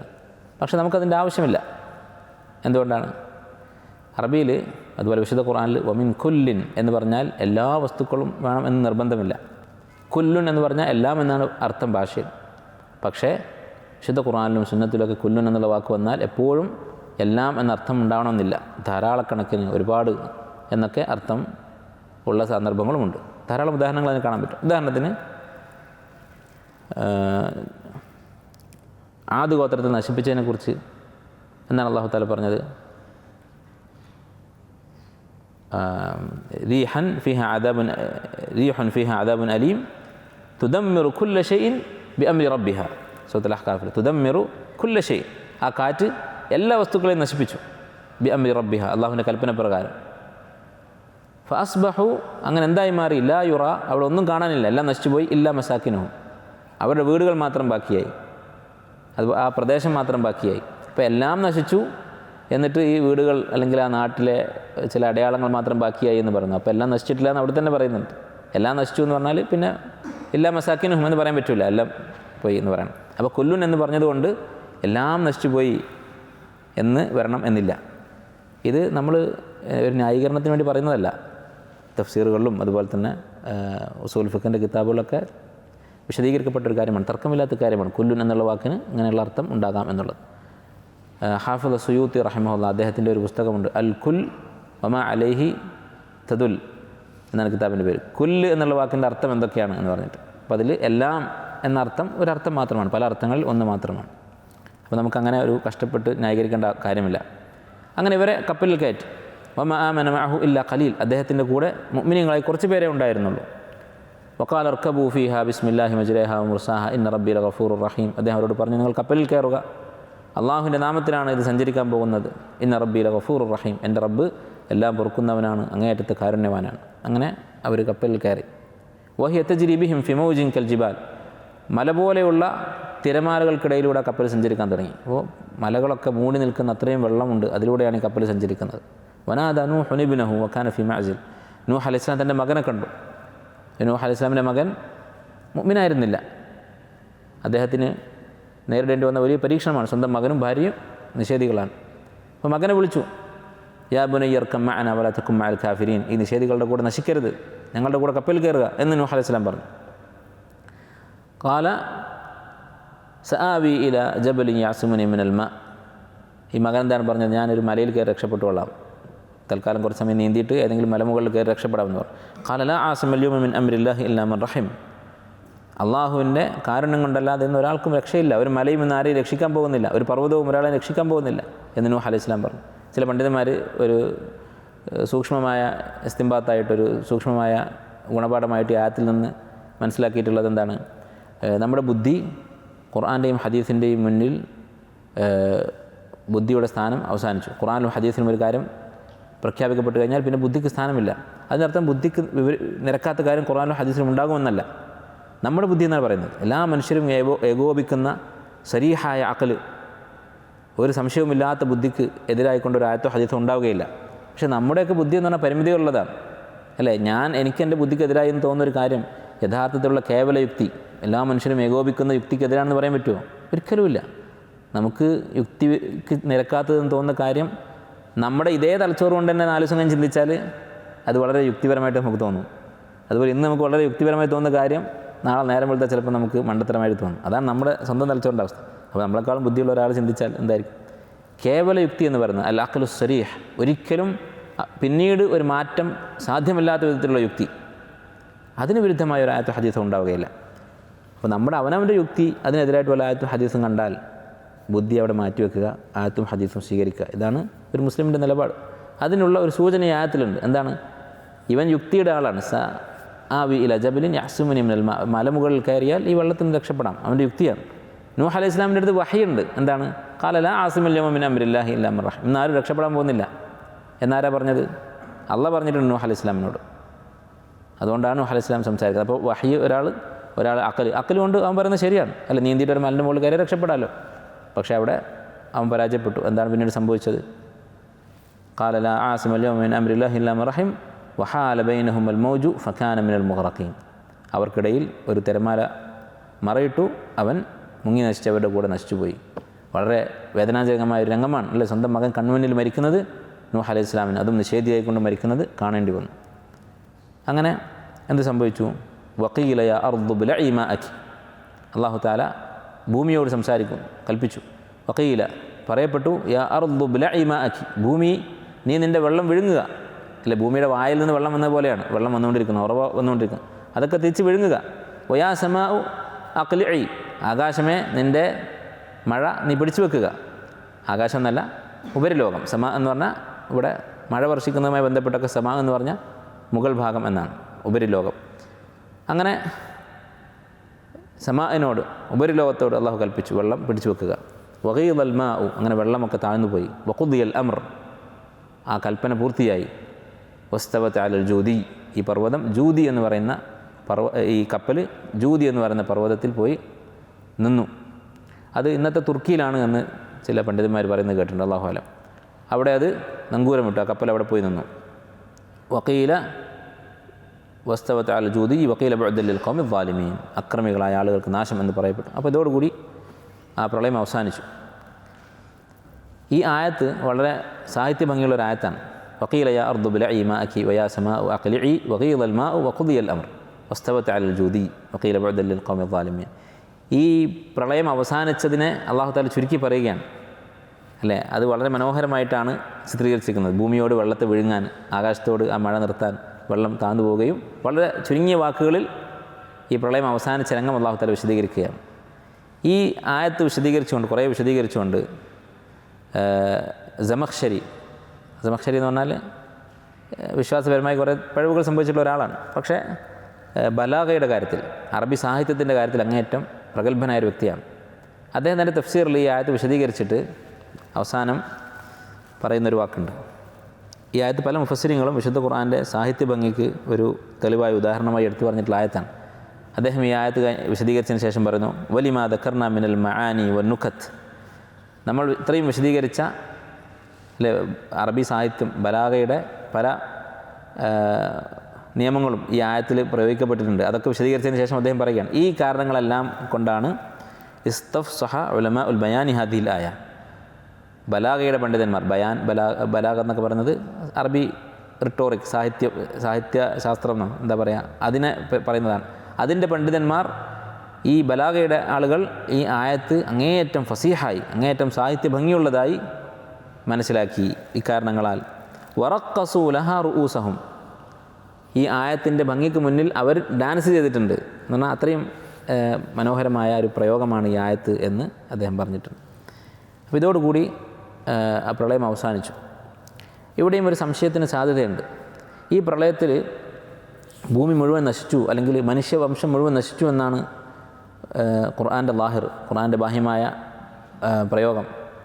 എവിടെയാണതുള്ളത്? വജഅൽനാ ദുർരിയ്യതഹു ഹുമുൽ ബാഖീൻ, സൂറത്ത് ശുഅറായിൽ പറഞ്ഞു. നൂഹ് അലൈഹി ഇസ്ലാമിൻ്റെ പരമ്പരയാണ് പിന്നീട് ബാക്കിയായത്, അവരെ അവസാനിപ്പിച്ചു എന്നാണ് പറയുന്നത്. അപ്പോൾ ബാക്കി മനുഷ്യവംശം മുഴുവൻ നശിച്ചിട്ടുണ്ട്. പക്ഷെ അങ്ങനെ ഒരു പ്രളയം സാധ്യമാണോ? അങ്ങനെ ഒരു നാശം മനുഷ്യവർഗത്തിന് മുമ്പ് കഴിഞ്ഞു പോയിട്ടുണ്ടോ എന്നതൊക്കെ ചില ആളുകൾ ചോദ്യം ചെയ്തിട്ടുണ്ട്. അങ്ങനെ ചരിത്രപരമായ തെളിവുണ്ടോ, ഈ പുരാവസ്തുക്കൾ ഗവേഷണം നടത്തിയിട്ട് കണ്ടുപിടിച്ചിട്ടുണ്ടോ ഇല്ലേ എന്നൊക്കെ പറഞ്ഞിട്ട്. അപ്പോൾ ബൈബിളിൽ ഇതുപോലെ ഇത് വ്യക്തമായി പറഞ്ഞിട്ടുണ്ട്. ഭൂമിയുടെ എല്ലാ ഭാഗവും, ഭൂമിയെ മുഴുവനും ബാധിക്കുന്ന ഒരു പ്രളയം ആണ് എന്ന് പറഞ്ഞിട്ടുണ്ട്. അങ്ങനെയാകുമ്പോൾ ഈ പുരാവസ്തു ഗവേഷകന്മാരൊക്കെ അതിനെ ചോദ്യം ചെയ്തിട്ടുണ്ട്. അങ്ങനെ ഭൂമി മുഴുവനും നശിച്ചു പോയൊരു പ്രളയം ഉണ്ടായിട്ടില്ല എന്ന് പറഞ്ഞു. പക്ഷേ വിശുദ്ധ ഖുർആനിൽ അങ്ങനെ ഒരു സംശയത്തിന് സാധ്യതയില്ല. കാരണം ഖുർആനിൽ ഭൂമി മുഴുവൻ നശിച്ചു എന്ന് പറഞ്ഞിട്ടില്ല. അദ്ദേഹത്തിൻ്റെ പരമ്പര മാത്രമാണ് പിന്നീട് ബാക്കിയായത്. അഥവാ അന്നുണ്ടായിരുന്ന മനുഷ്യവർഗം നശിച്ചിട്ടുണ്ട്. ഈ പ്രളയം ഭൂമിയുടെ എല്ലാ ഭാഗത്തും ഉണ്ടായിരുന്നു എന്ന് ഖുർആനിൽ പറഞ്ഞിട്ടില്ല. നൂഹ് അലൈഹി ഇസ്ലാമും ഖൗമും, നമുക്കറിയാം ആദം നബി അലൈഹി ഇസ്ലാമിൻ്റെ കാലം കഴിഞ്ഞ് കുറച്ച് കാലമായിട്ടുള്ളൂ. അപ്പോൾ അന്ന് മനുഷ്യർ ഭൂമിയുടെ എല്ലാ ഭാഗത്തും ഉണ്ടായിക്കൊള്ളുന്നില്ല. നൂഹ് അലൈഹി ഇസ്ലാമും കൂട്ടരും കഴിയുന്ന ഒരു പ്രദേശം, അത് മാത്രമേ മനുഷ്യവാസം ഉണ്ടായിരിക്കുകയുള്ളൂ. അവിടെ പ്രളയം ഉണ്ടായി, അവർ നശിച്ചു. അത്രേ വിശുദ്ധ ഖുർആനിൽ പറഞ്ഞിട്ടുള്ളൂ. ഇപ്പോൾ ഭൂമി മുഴുവൻ വലയം ചെയ്യുന്ന ഒരു പ്രളയം ഉണ്ടായി എന്ന് തെളിയിക്കേണ്ട ബാധ്യത മുസ്ലിമീങ്ങൾക്കില്ല. ഖുർആനിൽ അങ്ങനെ ഒരു പരാമർശം ഇല്ല. ഇനി അങ്ങനെ ഉണ്ടെങ്കിൽ നമ്മളത് വിശ്വസിച്ചു എന്ന് മാത്രം. ഏതായാലും ഈ വിവാദം, ഇത് കുറേ ചർച്ചകളും പരസ്പരം ഖണ്ഡനങ്ങളൊക്കെ നടന്നിട്ടുണ്ട്. ക്രിസ്ത്യാനികൾ തമ്മിൽ, അവർക്കിടയിൽ ഇത് വിശ്വസിക്കുന്നവരും നിഷേധിക്കുന്നവരൊക്കെ ഉണ്ട്. ഇങ്ങനെ മുഴുവൻ ഭൂമിയും നശിച്ച ഒരു പ്രളയം ഉണ്ടായിട്ടുണ്ടോ ഇല്ലേ? നമ്മളെ സംബന്ധിച്ചോളം അങ്ങനെ ഒരു ചർച്ചയ്ക്ക് പ്രസക്തിയില്ല. അത് ഏതായിരുന്നാലും നമുക്ക് പ്രശ്നമല്ല. തുടർന്ന് അല്ലാഹു സുബ്ഹാനഹു വ തആല പറയുന്നു, നൂഹ് അലൈഹി സ്വലാമിൻ്റെ പ്രാർത്ഥന. നൂഹ് അലൈഹി സ്വലാം പ്രാർത്ഥിച്ചു, വഖാല നൂഹുൻ റബ്ബി ഇന്ന ഇബ്നീ മിൻ അഹ്ലി വ ഇന്ന വഅദകൽ ഹഖ് വ അൻത അഹ്കമുൽ ഹാക്കിമീൻ. അല്ലാഹുവേ, ഈ പ്രളയം കഴിഞ്ഞപ്പോൾ നൂഹ് അലൈഹി സ്വലാം പറയുകയാണ്, എൻ്റെ മകൻ എൻ്റെ കുടുംബത്തിൽപ്പെട്ടവനാണ്, നിൻ്റെ വാഗ്ദാനം, നിൻ്റെ വഅദ് ഹക്കാണ്, നീ അങ്ങേയറ്റത്തെ ഹിക്മത്തുള്ളവനാണ്. അപ്പോൾ നൂഹ് അലൈഹി സ്വലാം തൻ്റെ മകൻ്റെ കാര്യം ചോദിക്കുകയാണ്. എന്തുകൊണ്ട് മകൻ മരിച്ചുപോയി? കുടുംബത്തെ രക്ഷിക്കാമെന്ന് അള്ളാഹു പറഞ്ഞിരുന്നതാണ്. വ അഹ്ലക, താങ്കളുടെ കുടുംബത്തെയും കപ്പൽ കയറ്റാം എന്ന് പറഞ്ഞിരുന്നതാണ്. എന്തുകൊണ്ട് എൻ്റെ മകൻ മരിച്ചുപോയി? ഇത് നൂഹ് അലൈഹി സ്വലാം ചോദിക്കുന്നത് നോക്കണം. സ്വന്തം മകൻ മരിച്ചു കഴിഞ്ഞിട്ട് നിൽക്കുന്ന ഒരു ഉപ്പയാണ്. അങ്ങേയറ്റത്തെ അതബോട് കൂടിയാണ് അള്ളാഹുവിനോട് ചോദിക്കുന്നത്. അള്ളാഹു എന്തുകൊണ്ട് എൻ്റെ മകനെ നീ രക്ഷിച്ചില്ല എന്നല്ല ചോദിക്കുന്നത്. ഇന്ന ഇബ്നീ മിൻ അഹ്ലി, എൻ്റെ മകൻ എൻ്റെ കുടുംബത്തിൻ്റെ ഭാഗമാണ്. അഹ്ലുക എന്ന് പറയുമ്പോൾ അതിൽപ്പെട്ട ഒരാളാണല്ലോ എൻ്റെ മകൻ. വ ഇന്ന വഅദകൽ ഹഖ്, നീ ഒരു വാക്ക് പറഞ്ഞാൽ അത് പാലിക്കുന്നവനുമാണ്. വ അൻത അഹ്കമുൽ ഹാക്കിമീൻ, നീ അങ്ങേയറ്റത്തെ ഹിക്മത്തുള്ളവനാണ്. അപ്പോൾ എന്തെങ്കിലും ഒരു ഹിക്മത്ത് ഉണ്ടാകും, അതെന്താണ് എന്നാണ് ചോദിക്കുന്നത്. അല്ലാഹു തആല പറഞ്ഞു, ഖാല യാ നൂഹു ഇന്നഹു ലൈസ മിൻ അഹ്ലിക്, അവൻ നിൻ്റെ കുടുംബത്തിൽപ്പെട്ടവനല്ല.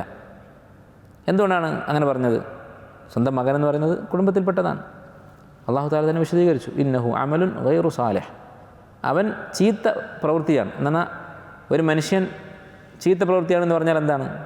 അത് അറബിയിൽ പ്രയോഗമാണ്. അങ്ങേയറ്റത്തെ ചീത്ത പ്രവൃത്തികൾ ചെയ്തിട്ടുള്ളവനാണ്. അതുകൊണ്ട് അവൻ തന്നെ ഒരു ദുഷ്പ്രവൃത്തി എന്ന് പറയാം അവനെക്കുറിച്ച്.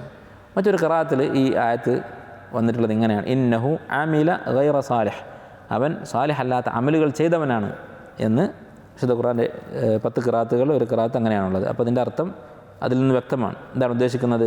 ധാരാളം തെറ്റുകൾ ചെയ്തിട്ടുള്ള ആളാണ്, നിഷേധിയാണ്. അതുകൊണ്ട് നിഷേധിയായ മകൻ നിൻ്റെ കുടുംബം, രക്ഷപ്പെടാൻ പോകുന്ന കുടുംബം എന്ന് പറഞ്ഞതിൽ അവരുദ്ദേശിക്കുന്നില്ല എന്നാണ് അല്ലാഹു സുബ്ഹാനഹു വ തആല വിശദീകരിക്കുന്നത്. ഇന്നഹു അമലുൻ ഗൈറു സാലിഹ് ഫലാ തസ്അൽനി മാ ലൈസ ലക ബിഹി ഇൽം ഇന്നി അഅ്ദുക അൻ തകൂന മിനൽ ജാഹിലീൻ. നിനക്കറിയാത്ത കാര്യം നീ എന്നോട് ചോദിക്കരുത്, ജാഹിലാകുന്നതിനെ തൊട്ട് ഞാൻ നിന്നെ ഉപദേശിക്കുന്നു. അപ്പോൾ ജാഹിലിങ്ങൾ ചോദിക്കുന്ന ചോദ്യം ചോദിക്കരുത് എന്നാണ് അല്ലാഹു തആല പറയുന്നത്. അപ്പോൾ നൂഹ് അലൈഹി സ്വലാം പറയുന്നത് എന്താണ്? സ്വന്തം മകൻ മരിച്ചത് അദ്ദേഹം സമ്മതിക്കുകയാണ്. അല്ലെ, നമ്മുടെ ജീവിതത്തിലൊക്കെ ചെറിയൊരു പരീക്ഷണം ഉണ്ടാകുമ്പോൾ അള്ളാഹനെ ചീത്ത പറയുന്ന ആളുകളുണ്ട്, അതിന് നിഷേധിച്ച് ദീൻ ഉപേക്ഷിച്ച് പോകുന്ന ആളുകൾ. നൂഹ് അലൈഹി സ്വലാം പറയുന്നത് എന്താണ്? റബ്ബി ഇന്നി അഊദു ബിക അൻ അസ്അലക മാ ലൈസ ലീ ബിഹി ഇൽം വഇല്ലാ തഗ്ഫിർ ലി വതർഹംനി അകും മിനൽ ഖാസിരീൻ. അള്ളാഹു ഇതുപോലെ നിന്നോട് തിരിച്ച് ചോദ്യം ചെയ്യുന്നത് അതിനെ തൊട്ട് ഞാൻ നിന്നോട് കാവൽ തേടുന്നു. നിൻ്റെ റഹ്മത്തില്ലെങ്കിൽ ഞാൻ നഷ്ടക്കാരിൽപ്പെട്ടു പോകും. ഖീല യാ നൂഹു ഇഹ്ബിത് ബിസലാമിൻ മിന്നാ വബറകാത്ത്, നീ കപ്പലിൽ നിന്ന് സമാധാനത്തോടു കൂടി പുറത്തിറങ്ങുക. അപ്പോൾ നൂഹ് അലൈഹി സ്വലാം കപ്പലിൽ നിന്ന് ഇറങ്ങുന്നതിന് മുമ്പാണ് മകൻ്റെ കാര്യം ചോദിക്കുന്നത്. ആ പ്രളയം അടങ്ങിയതോടുകൂടി അദ്ദേഹം മകൻ്റെ കാര്യമാണ് പറയുന്നത്. മകനോട് അങ്ങേയറ്റത്തെ സ്നേഹമുണ്ട്. പക്ഷേ എന്ത് ചെയ്യാം, അള്ളാഹുവിൻ്റെ വിധി നമുക്ക് തടയാൻ സാധിക്കുകയില്ല. അള്ളാഹുവിന് അതിൻ്റെ പിന്നിൽ ഹിക്മത്തുണ്ടാകും, നമുക്കറിയില്ലെന്ന് മാത്രം. അങ്ങനെ കപ്പലിൽ നിന്ന് ഇറങ്ങാൻ അള്ളാഹു തആല കൽപ്പിച്ചു. ഇഹ്ബിത് മിൻഹാ ഖീല യാ നൂഹു ഇഹ്ബിത് ബിസലാമിൻ മിന്നാ വബറകാത്തിൻ അലൈക വഅലാ ഉമമിൻ മിമ്മൻ മഅക്, നിനക്കും നിൻ്റെ കൂടെയുള്ളവർക്കുമൊക്കെ സമാധാനമുണ്ടാകും, സമാധാനത്തോടുകൂടി നിങ്ങൾ പുറത്തിറങ്ങുക. ഉമമുൻ സനുമത്തിഉഹും സുമ്മ യമസ്സുഹും മിന്നാ അദാബുൻ അലീം, വേറെ ചില ഉമ്മത്തുകൾ ഇനി വരാനുണ്ട്, അവർക്ക് നാം അല്പകാലത്തെ സുഖങ്ങൾ നൽകും, അതിനുശേഷം അവരെ ശിക്ഷിക്കുകയും ചെയ്യും. എന്നിട്ട് അല്ലാഹു തആല പറഞ്ഞു, ഈ കഥ, ഈ സംഭവം അവസാനിപ്പിച്ചുകൊണ്ട്, തിൽക മിൻ അംബാഇൽ ഗൈബി നൂഹിഹാ ഇലൈക്, താങ്കൾക്ക് നാം വഹി നൽകിയിരിക്കുന്ന, അറിയിച്ചു തന്നിരിക്കുന്ന അദൃശ്യത്തിൽപ്പെട്ടതാണ് ഈ കാര്യങ്ങൾ. അല്ലെ, ഈ ചരിത്രമൊന്നും താങ്കൾക്ക് അറിയുമായിരുന്നില്ല. മാ കുൻത തഅലമുഹ അൻത വലാ ഖൗമുക മിൻ ഖബ്ലി ഹാദാ, മുമ്പ് താങ്കൾക്കോ താങ്കളുടെ ഖൗമിനോ മക്കയിലെ ഖുറൈശികൾക്കൊന്നും അറിയുമായിരുന്നില്ല ഈ കഥകൾ. ഫസ്ബിർ ഫഇന്നൽ ആഖിബത ലിൽ മുത്തഖീൻ, താങ്കൾ സബ്ർ, ക്ഷമ അവലംബിക്കുക. ഫസ്ബിർ ഇന്നൽ ആഖിബത ലിൽ മുത്തഖീൻ, അന്തിമ വിജയം തഖ്വയുള്ളവർക്കാവുന്നു. ഇതാണ് ഈ സൂറത്തിൻ്റെ ഗുണപാഠം. എന്താണ്? അല്ലാഹു സുബ്ഹാനഹു വ തആല അവൻ ഉദ്ദേശിക്കുന്നവർക്ക് ഹിദായത്ത് നൽകും, ഉദ്ദേശിക്കുന്നവരെ അല്ലാഹു തആല ഹിദായത്തിൽ നിന്ന് തടയും. ചിലപ്പോൾ ഹിദായത്തിൽ നിന്ന് തടയപ്പെടുന്നവർ അധികാരമുള്ളവരായിരിക്കും, ശക്തിയുള്ളവരായിരിക്കും. ധാരാളം സംഭവങ്ങൾ അങ്ങനെയാണ് ഉണ്ടായിട്ടുള്ളത്. അഥവാ അമ്പിയാക്കളുടെ ശത്രുക്കൾ മിക്കവാറും സമ്പന്നന്മാരും പ്രമാണിമാരുമായിരുന്നു. വിശുദ്ധ ഖുർആനിൽ നോക്കിയാൽ പല ആയത്തുകളും കാണാം. ഖാലൽ മലഉൽ ലദീന കഫറു മിൻ ഖൗമിഹി, എന്താണ്? നിഷേധികളായ പ്രമാണിമാർ പറഞ്ഞു. നൂഹ് അലൈഹി ഇസ്ലാമിൻ്റെ കഥയിൽ തന്നെ സൂറത്ത് ഹൂദിൽ പറഞ്ഞു, ഫഖാലൽ മലഉൽ ലദീന കഫറു മിൻ ഖൗമിഹി, അദ്ദേഹത്തിൻ്റെ ഖൗമിൽപ്പെട്ട നിഷേധികളായ പ്രമാണിമാർ പറഞ്ഞു, മാ നറാക ഇല്ലാ ബശറൻ മിസ്ലന, താങ്കൾ ഞങ്ങളെപ്പോലെ ഒരു മനുഷ്യൻ മാത്രമാണ്, നബിയല്ല. വമാ നറാക ഇത്തബഅക ഇല്ലൽ ലദീന ഹും അറാദിലുന ബാദിയർ റഅയി, ഞങ്ങളുടെ കൂട്ടത്തിൽ താഴെക്കിടയുള്ള ആളുകളാണ് താങ്കളെ പിന്തുടരുന്നത്, വിശ്വസിക്കുന്നത്. വമാ നറാക ഇത്തബഅക ഇല്ലൽ ലദീന ഹും അറാദിലുന ബാദിയർ റഅയി വമാ നറാ ലക്കും അലൈനാ മിൻ ഫضൽ വമാ നറാ ലക്കും അലൈനാ മിൻ ഫദ്ലിൻ ബൽ നദുന്നുക്കും മിനൽ കാദിബീൻ. നിങ്ങൾക്ക് യാതൊരു ഫദ്ലും ഞങ്ങൾ കാണുന്നില്ല, ഞങ്ങൾക്കുള്ള സ്ഥാനവും സമ്പത്തും ഒന്നും നിങ്ങൾക്കില്ല, നിങ്ങൾ ഞങ്ങളെക്കാൾ താഴെയാണ് എന്നവർ പറഞ്ഞു. ഖാല യാ ഖൗമി, നൂഹ് അലൈഹിസ്സലാം അവരോട് പറഞ്ഞു, ഇൻ കുന്തു അല ബയ്യിനത്തിൻ മിർ റബ്ബി, അള്ളാഹുവിൽ നിന്നുള്ള പ്രമാണം എനിക്ക് കിട്ടിയിട്ടുണ്ടെങ്കിൽ, ഹിദായത്ത് എനിക്ക് കിട്ടിയിട്ടുണ്ടെങ്കിൽ, വ ആതാനി റഹ്മത്തൻ മിൻ ഇൻദിഹി, അള്ളാഹുവിൽ നിന്നുള്ള റഹ്മത്ത് എനിക്ക് കിട്ടിക്കഴിഞ്ഞിട്ടുണ്ടെങ്കിൽ, ഫഉമ്മിയത് അലൈക്കും, നിങ്ങൾ അന്ധന്മാരായി മാറിയാൽ, നിങ്ങൾക്ക് ഹിദായത്ത് കിട്ടാതെ നിങ്ങൾ പഴിച്ചു പോയാൽ, അനുൽജിമുക്കുമൂഹ, നിങ്ങൾ നിർബന്ധിച്ച് വിശ്വാസികളാക്കാൻ എനിക്ക് സാധിക്കുമോ, വൻതും ലഹ കാരിഹുൻ, നിങ്ങൾക്ക് ഇഷ്ടമില്ലാതെ നിങ്ങളെ നിർബന്ധിച്ച് ദീനിലേക്ക് കൊണ്ടുവരാൻ എനിക്ക് സാധിക്കുമോ. അപ്പോൾ നിങ്ങൾ ആലോചിച്ച് നോക്കൂ, തൻ്റെ മുന്നിലുള്ള പ്രബലന്മാരായ ശക്തന്മാരായ എതിരാളികൾ, തന്നെ കള്ളനെന്ന് വിളിക്കുന്ന എതിരാളികൾ, തൻ്റെ വിശ്വാസ്യതയെ ചോദ്യം ചെയ്യുന്ന ആളുകൾ, തൻ്റെ കൂടെയുള്ള ആളുകളെ വിഡ്ഢികളെന്നും താഴെക്കിടയുള്ള ആളുകളെന്നും താഴ്ന്ന ജാതിയെന്നും പറയുന്ന എതിരാളികൾ, അവരുടെ മുന്നിൽ നിൽക്കുന്ന സമയത്ത് നൂഹ് അലൈഹിസ്സലാമിൻ്റെ മാനസികാവസ്ഥ എന്താണ്? വ ആതാനി റഹ്മത്തൻ മിൻ ഇൻദിഹി, അല്ലേ, ഞങ്ങളൊന്നും ചെയ്യരുത് എന്ന് പറഞ്ഞാണ്ട് അവരോട് കാല് പിടിക്കുകയല്ല അദ്ദേഹം ചെയ്യുന്നത്. അള്ളാഹു എനിക്കൊരു റഹ്മത്ത് തന്നു. എന്താണത്? എന്ത് റഹ്മത്ത് അള്ളാഹു കൊടുത്തിട്ടുള്ളത്? സമ്പത്താണോ? അല്ല, അവരുടെ കയ്യിലാണ് സമ്പത്തുള്ളത്. അധികാരമാണോ? അല്ല, അവരാണ് പ്രമാണിമാർ. അനുയായികളാണോ? അല്ല, അനുയായികൾ എന്ന് പറയുന്നത് ഈ വിഡ്ഢികളുടെ കൂടെയാണോ നീ നടക്കുന്നത് എന്നാണ് ആക്ഷേപിക്കുന്നത്. അനുയായികൾ വളരെ താഴെക്കിടയുള്ള ആളുകളാണ്. അപ്പോൾ എന്താ പിന്നെ റഹ്മത്ത് എന്ന് പറയുന്നത്? കുടുംബമാണോ? ഭാര്യ ശത്രുവാണ്, മകൻ ശത്രുവാണ്, പിന്നെ എന്താ ഉള്ളത് നൂഹ് അലൈഹി ഇസ്ലാമിന്? അതാണ് ഈ ആയത്തിൽ പറഞ്ഞത്, ഇൻ കുന്തു അല ബയ്യിനത്തിൻ മിർ റബ്ബി, അള്ളാഹു നൽകിയിട്ടുള്ള പ്രമാണം, ഹിദായത്ത്, അതാണ് റഹ്മത്ത് എന്ന് പറയുന്നത്. എനിക്ക് ഈ റഹ്മത്ത് കിട്ടി, നിങ്ങൾക്ക് അള്ളാഹു തന്നില്ല, ഞാൻ എന്ത് ചെയ്യാനാണ് എന്നാണ് നൂഹ് അലൈഹി ഇസ്ലാം ചോദിക്കുന്നത്. വയാ ഖൗമി ലാ അസ്അലുക്കും അലൈഹി മാല ഇൻ അജ്രിയ ഇല്ല അലല്ലാഹ്, ഞാൻ നിങ്ങളോട് സമ്പത്തൊന്നും ചോദിക്കുന്നില്ല, എനിക്ക് നിങ്ങളുടെ സമ്പത്തും അധികാരമൊന്നും വേണ്ട, അള്ളാഹുവിൻ്റെ അടുക്കലാണ് എൻ്റെ പ്രതിഫലം. വമാ അന ബിത്വാരിദിൽ ലദീന ആമനു ഇന്നഹും മുലാഖു റബ്ബിഹിം വലാകിൻ യറാകും ഖൗമൻ തജ്ഹലൂൻ, എൻ്റെ കൂടെയുള്ള ഈ ദുർബലരായ വിശ്വാസികൾ, അവരെ ഞാൻ കൈയൊഴിക്കാനും പോകുന്നില്ല. അവർ അള്ളാഹുവിനെ കണ്ടുമുട്ടും, അള്ളാഹാണ് അവരെ വിചാരണ ചെയ്യാൻ പോകുന്നത്. അവർ ഖലാസോടെ വിശ്വസിച്ചതാണെങ്കിൽ അവർ സ്വർഗ്ഗത്തിൽ പ്രവേശിക്കും. അവരുടെ മനസ്സ് അള്ളാഹുവാണ് നോക്കാനും പരിശോധിക്കാനും പോകുന്നത്.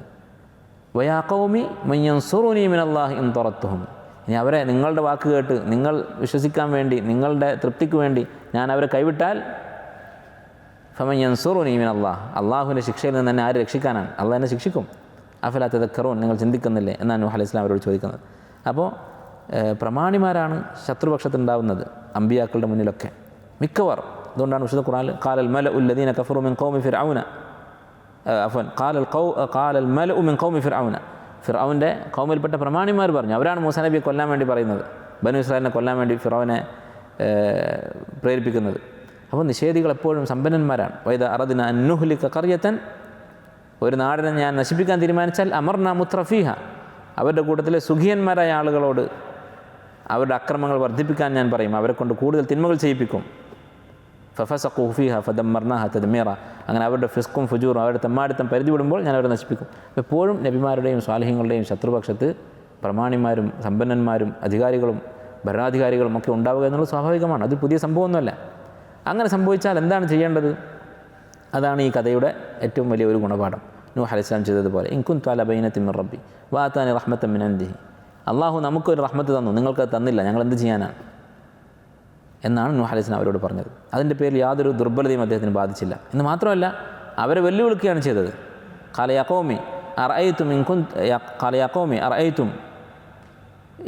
യാ ഖൗമി ഇൻ കാന കബറ അലൈക്കും മഖാമി വതദ്കീരി ബിആയത്തില്ലാഹി, ഞാൻ നിങ്ങളെങ്ങനെ ദഅവത്ത് ചെയ്യുന്നത് നിങ്ങൾക്ക് വലിയ ബുദ്ധിമുട്ടായി തോന്നുന്നുണ്ടെങ്കിൽ, ഇൻ കാന കബറ അലൈക്കും മഖാമി വതദ്കീരി ഫഅലല്ലാഹി തവക്കൽതു, നിങ്ങൾ എന്ത് ചെയ്തോളൂ, ഫഅജ്മിഉ അംറക്കും വശുറകാഅക്കും, നിങ്ങൾ നിങ്ങളുടെ തന്ത്രവും നിങ്ങളുടെ അള്ളാഹുവിന് പുറമെ നിങ്ങൾ ആരാധിക്കുന്ന ദൈവങ്ങളെയും ഒക്കെ വിളിച്ചു കൂട്ടിക്കൊള്ളുക. സുമ്മ ലാ യകുന അംറുക്കും അലൈക്കും ഗുമ്മതൻ, പിന്നീട് എന്ത് ചെയ്യണം എന്ന് നിങ്ങൾ ഒന്നും ആലോചിക്കേണ്ടതില്ല. സുമ്മ ഖുദു ഇലയ്യ വലാ തുൻദിറൂൻ, എന്നെ നിങ്ങൾ നശിപ്പിച്ചേക്കുക, നിങ്ങളൊന്നും ആലോചിക്കേണ്ടതില്ല. ഇന്നി തവക്കൽതു അലല്ലാഹി റബ്ബി വറബ്ബിക്കും, ഞാൻ അള്ളാഹുവിൽ തവക്കുലാക്കിയിരിക്കുന്നു. അപ്പോൾ നിങ്ങൾ തോന്നിയത് ചെയ്തോളൂ എന്ന് പറഞ്ഞ് തൻ്റെ ഈ പ്രബലന്മാരായ അധികാരികളായ പ്രമാണിമാരായ ശത്രുക്കളെ വെല്ലുവിളിക്കുകയാണ് നൂഹ് അലൈഹി ഇസ്ലാം ചെയ്തത്. അപ്പോൾ നമ്മളങ്ങനെ ശത്രുക്കളെ വെല്ലുവിളിച്ച് അവരെ കൊണ്ടുള്ള ഉപദ്രവം ചോദിച്ചു വാങ്ങണമെന്നല്ല പറയുന്നത്. ഒരു നിലക്കും ഈമാനിൻ്റെ പേരിൽ ദീനിൻ്റെ പേരിൽ അനുഭവിക്കുന്ന വെല്ലുവിളികളും പ്രതിസന്ധികളും നമ്മൾ തളർത്താൻ പാടില്ല. യഥാർത്ഥത്തിൽ ഈ പ്രതിസന്ധി അത് അള്ളാഹുവിൻ്റെ ഒരു നിഅമത്താണ്, അള്ളാഹുവിൻ്റെ റഹ്മത്താണ്. അള്ളാഹു ഇവർക്ക് ചെയ്യാത്ത, അവർക്ക് കൊടുക്കാത്ത സ്ഥാനം നമുക്ക് നൽകിയതുകൊണ്ടാണ്. അങ്ങനെ എന്തെങ്കിലും പ്രതിസന്ധികൾ ദീനിൻ്റെ പേരിൽ നമ്മൾ അനുഭവിക്കുന്നുണ്ടെങ്കിൽ അതിന് ഇന്നമ യുവഫസ്സാബിറൂൻ അജ്റഹും ബിഗൈരി ഹിസാബ്, കണക്കില്ലാതെ അള്ളാഹു തആല പ്രതിഫലം നൽകാൻ വേണ്ടി ഉള്ളൊരു സബബ് മാത്രമാണിത്. അതിൽ സന്തോഷിക്കുകയാണ് വേണ്ടത്. നബി സല്ലല്ലാഹു അലൈഹി വസല്ലമയോട് അതാണ് അള്ളാഹു തആല ഈ കഥയുടെ അവസാനത്തിൽ പറയുന്നത്. എന്താണ്? ഫസ്ബിർ ഇന്നൽ ആഖിബത ലിൽ മുത്തഖീൻ, നീ ക്ഷമിക്കുക, ഇന്നൽ ആഖിബ, അന്തിമ വിജയം ലിൽ മുത്തഖീൻ, തഖ്വയുള്ളവർക്കാണ്. അള്ളാഹു സുബ്ഹാനഹു വ തആല നമ്മെ ആ കൂട്ടരിൽ, തഖ്വയുള്ള ആളുകളുടെ കൂട്ടത്തിൽ ഉൾപ്പെടുത്തുമാറാകട്ടെ. അതുപോലെ തന്നെ ഈ സൂറത്തിൽ നിന്നുള്ള വലിയ ഒരു ഗുണപാഠമാണ് ഒരു മുഅ്മിൻ്റെ വലാ, അവൻ്റെ യഥാർത്ഥ കൂറ് എന്ന് പറയുന്നത് ഈമാനുള്ള ആളുകളോടായിരിക്കണം, ഈമാൻ്റെ അടിസ്ഥാനത്തിലായിരിക്കണം. ഇപ്പോൾ നൂഹ് അലൈഹിസ്സലാം തൻ്റെ മകൻ്റെ കാര്യത്തിൽ ദുആ ചെയ്തപ്പോൾ അള്ളാഹ് പറഞ്ഞ എന്താണ്? ഇന്നഹു ലൈസ മിൻ അഹ്ലിക്, അവൻ നിൻ്റെ കുടുംബമേ അല്ല എന്നാണ് പറഞ്ഞത്. അതേസമയം നൂഹ് അലൈഹിസ്സലാം എന്താ പറയുന്നത്? ഫമൻ യൻസുറൂനി മിനല്ലാഹി ഇൻ തറത്തുഹും, ഈ മിസ്കീന്മാരായ വിശ്വാസികൾ അവരെ ഞാൻ കൈവിട്ടാൽ അള്ളാഹ് എന്നെ ശിക്ഷിക്കും, പിന്നെ ആർക്കും എന്നെ രക്ഷിക്കാൻ സാധിക്കില്ല, ആരാണ് എന്നെ രക്ഷിക്കാൻ വരിക എന്നാണ് ചോദിക്കുന്നത്. അപ്പോൾ സ്വന്തം മകൻ ലൈസ മിൻ അഹ്ലിക്, അവരെ കൈവിടരുത്, ഇതാണ് അള്ളാഹു സുബ്ഹാനഹു വ തആല പറഞ്ഞത്. നൂഹ് അലൈഹിസ്സലാം അവസാനമായി ദുആ ചെയ്തത് എന്താണ്? റബ്ബിഗ്ഫിർലി വലിവാലിദയ്യ വലിമൻ ദഖല ബൈതിയ മുഅ്മിനൻ വലിൽ മുഅ്മിനീന വൽ മുഅ്മിനാത്ത്. അതുപോലെ ചില പണ്ഡിതന്മാർ പറഞ്ഞ ഒരു ഫായിദ, വലിമൻ ദഖല ബൈതിയ മുഅ്മിനൻ, മുഅ്മിനായിക്കൊണ്ട് എൻ്റെ വീട്ടിൽ പ്രവേശിച്ച ആളുകൾ എന്ന് പറഞ്ഞു. അപ്പോൾ ഗസ്റ്റുകൾ വരുന്നതിൽ സന്തോഷിക്കണം. അല്ല, എൻ്റെ വീട്ടിൽ വന്ന മുഅ്മിനീങ്ങൾ എന്ന് പറഞ്ഞാൽ ഗസ്റ്റുകളായിരിക്കും. അപ്പോൾ നമ്മുടെ വീട്ടിൽ ദീനുള്ള നല്ലവരായ സ്വാലിഹ്യങ്ങളായ ഗസ്റ്റുകൾ വരിക എന്നുള്ളതിൽ സന്തോഷിക്കണം വേണ്ടത്. അതിൽ എന്താ പറയുക, അതൃപ്തി കാണിക്കുക, അതിൽ വിഷമം കാണിക്കുകയല്ല വേണ്ടത്. 5 മിനിറ്റ്. അതുപോലെ തന്നെ നൂഹ് അലൈഹി സ്വലാമിൻ്റെ ചരിത്രവുമായി ബന്ധപ്പെട്ട് ഹദീസ് കിതാബുകളിൽ കാണുന്ന ഒരു ഹദീസുണ്ട്. നബി സല്ലല്ലാഹു അലൈഹി വസല്ലമ നൂഹ് അലൈഹി സ്വലാം തൻ്റെ മകന് കൊടുത്ത ഒരു വസിയത്ത് അത് സഹാബത്തിന് പറഞ്ഞു കൊടുത്തതായി ഇമാം അഹ്മദും അതുപോലെ ഇമാം തബറാനിയൊക്കെ ഉദ്ധരിച്ചൊരു ഹദീസിൽ കാണാം. Abdullah bin Amr bin As റളിയല്ലാഹു അൻഹു ഉദ്ധരിക്കുന്ന ഹദീസാണ്. ഇന്ന നബിയല്ലാഹി നൂഹൻ സല്ലല്ലാഹു അലൈഹി വസല്ലം ലമ്മ ഹദറത്തുൽ വഫാത്തു ഖാല ലിബ്നിഹി, നൂഹ് അലൈഹി സ്വലാം തൻ്റെ മകനോട് മരണാസന്നനായി കിടക്കുമ്പോൾ കൊടുത്ത വസിയത്ത് അദ്ദേഹം പറഞ്ഞു, ഇന്നി ഖാസുൻ അലൈക്കൽ വസിയ്യ, ഞാൻ എൻ്റെ വസിയത്ത് നിനക്ക് തരാൻ പോവുകയാണ്. ആമുറുക ബിസ്നതൈനി വ അൻഹാക അനി ഇസ്നതൈൻ, 2 കാര്യങ്ങൾ ഞാൻ നിന്നോട് കൽപ്പിക്കുന്നു, 2 കാര്യങ്ങൾ ഞാൻ നിന്നെ വിലക്കുന്നു. ഇത് നമുക്ക് വളരെ ഉപകാരപ്പെടുന്ന, നമുക്ക് നൂഹ് അലൈഹി സ്വലാമിൻ്റെ കഥയിൽ നിന്ന് ജീവിതത്തിലേക്ക് എടുക്കാവുന്ന ഒരു ഉപദേശമാണ്. നൂഹ് അലൈഹി സ്വലാം പറയുന്ന വസിയത്ത് എന്താണ്? ആമുറുക ബിലാ ഇലാഹ ഇല്ലല്ലാഹ്, ലാ ഇലാഹ ഇല്ലല്ലാഹ് എന്ന കലിമ ഞാൻ നിന്നോട് വസിയത്ത് ചെയ്യുന്നു.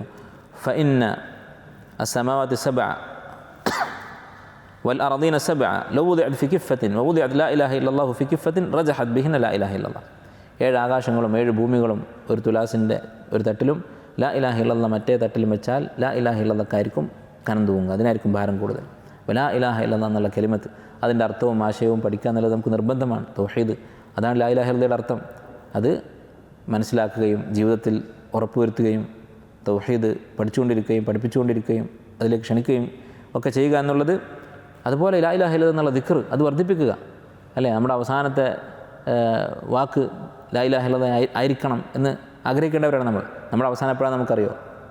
വമാ തദ്രി നഫ്സുൻ ബിഅയ്യി അർദിൻ തമൂത്ത്, എവിടെ വെച്ചാണ് നമ്മൾ മരിക്കുക, എപ്പോഴാണ് മരിക്കുക എന്ന് നമുക്കറിയില്ല. അതുകൊണ്ട് ലാ ഇലാഹ ഇല്ലല്ലാഹ് എന്നുള്ള ദിക്ർ നമ്മുടെ നാവിൽ എപ്പോഴും ഉണ്ടായിരിക്കണം. അതാണ് ഒന്നാമത് പറയാനുള്ളത്. പിന്നീട് എന്താണ്? രണ്ടാമത്തേത് വസുബ്ഹാനല്ലാഹി വബിഹംദിഹി, അടുത്തത് സുബ്ഹാനല്ലാഹി വബിഹംദിഹി എന്നുള്ള ദിക്ർ. ഫഇന്നഹ സ്വലാത്തു കുല്ലി ഷൈ, അതാണ് എല്ലാ സൃഷ്ടികളുടെയും ദിക്ർ എന്ന് പറഞ്ഞാൽ ഈ ഭൂമിയിലുള്ള എല്ലാ സൃഷ്ടികളും ഇത് ചൊല്ലിക്കൊണ്ടിരിക്കുന്നുണ്ട്. സുബ്ഹാനല്ലാഹി വബിഹംദിഹി വബിഹ യുർസഖുൽ ഖൽഖ്, അതുകൊണ്ടാണ് സൃഷ്ടികൾക്ക് റിസ്ക് നൽകപ്പെടുന്നത്. അഥവാ ഭൂമിയിൽ മനുഷ്യനല്ലാത്ത മറ്റ് സൃഷ്ടികളും അതുപോലെ മുസ്ലിമീങ്ങളായ മുഅ്മിനീങ്ങളായ മനുഷ്യരും ഒക്കെ ഈ സുബ്ഹാനല്ലാഹി വബിഹംദിഹി എന്ന് ചൊല്ലുന്നതാണ് ഈ ഭൂമിയിലേക്ക് അള്ളാഹുവിൻ്റെ റിസ്ക് വരാനുള്ള കാരണം. അപ്പോൾ ഈ ദിക്റും വർദ്ധിപ്പിക്കുക. വ അൻഹാക അൻ, 2 കാര്യങ്ങൾ ഞാൻ വിലക്കുന്നു എന്ന് പറഞ്ഞു. എന്താണ് വിലക്കുന്നത്? അൻഹാക അൻ അശ്ശിർക്കി വൽ കിബ്ർ, ഷിർക്കും കിബ്റും ഞാൻ തന്നെ വിലക്കുന്നു. ഖീല യാ റസൂലല്ലാഹ്, സഹാബി പറയുകയാണ്. അപ്പോൾ ഇങ്ങനെ ഒരാൾ ചോദിച്ചു, എന്താണ് ഷിർക്ക് എന്ന് ഞങ്ങൾക്കറിയാം. ഞാൻ ഈ ഹദീസിൻ്റെ അർത്ഥം മാത്രം വായിക്കുകയാണ് സമയമില്ലാത്തതുകൊണ്ട്. ഷിർക്ക് എന്താണെന്ന് ഞങ്ങൾക്കറിയാം, പക്ഷേ കിബ്ർ എന്ന് പറഞ്ഞാൽ എന്താണ് ഉദ്ദേശിക്കുന്നത്? നമുക്കിപ്പോൾ കിബ്ർ എന്താണെന്നൊക്കെ ജീവിതത്തിൽ കുറേ പ്രാവശ്യം പല ക്ലാസ്സുകളൊക്കെ കേട്ടുകൊണ്ട് നമുക്ക് വലിയ സംശയമൊന്നും ഉണ്ടാവില്ല. ഹദീസിൻ്റെ ട്രാൻസ്ലേഷൻ നമുക്ക് വായിച്ചിട്ടുണ്ട്. പക്ഷേ കിബ്ർ എന്ന് പറഞ്ഞാൽ ഭാഷയിൽ ശരിക്കും വലുപ്പം എന്നാണല്ലോ അർത്ഥം.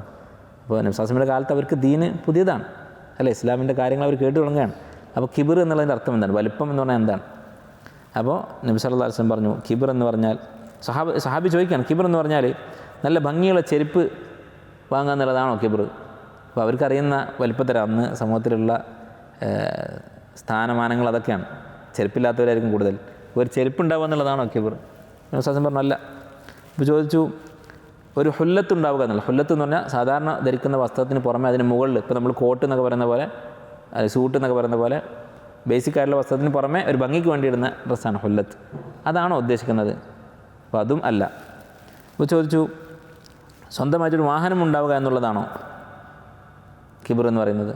വിശ്വാസം പറഞ്ഞു അല്ല. സുഹൃത്തുക്കൾ ഉണ്ടാവുക എന്നുള്ളതാണോ? അതുമല്ല. വിശ്വാസം പറഞ്ഞു ഫമൽ കിബർ യാ റസൂലല്ലാഹ്, അപ്പോൾ എന്താണ് കിബർ എന്ന് ചോദിച്ചു. അവിടുന്ന് പറഞ്ഞു സഫഹുൽ ഹഖി വഗംസുന്നാസ്. സഫഹുൽ ഹഖ്, ഹക്കിനെ വിഡ്ഢിത്തമായി കാണുക. ഒരാളൊരു ഹക്ക് പറഞ്ഞു തരുമ്പോൾ ഇതെന്ത് മണ്ടത്തരമാണ് എന്ന് തിരിച്ച് പറയുക. വഗംസുന്നാസ്, വേറെ ഹദീസിൽ വഗംതുന്നാസ്, ജനങ്ങളെ പുച്ഛിക്കുക. അവനാരാണ്? എന്നോട് സംസാരിക്കാൻ അവനാരാണ്? എൻ്റെ മുന്നിൽ അവനെന്ത് സ്ഥാനം? എന്നോട് മത്സരിക്കാൻ അവനാരാണ്? ഇങ്ങനെയുള്ള കിബർ, ഗംതുന്നാസ്, ഇത് രണ്ടുമാണ് കിബർ എന്ന് നബി സല്ലല്ലാഹു അലൈഹി വസല്ലം പറഞ്ഞു. അപ്പോൾ ഷിർക്കിനോട് ഉപമിച്ചിട്ടാണെങ്കിൽ ഷിർക്കിൻ്റെ കൂടെയാണ് കിബറിനെ കുറിച്ച് ഈ ഹദീസിൽ പറഞ്ഞിട്ടുള്ളത്.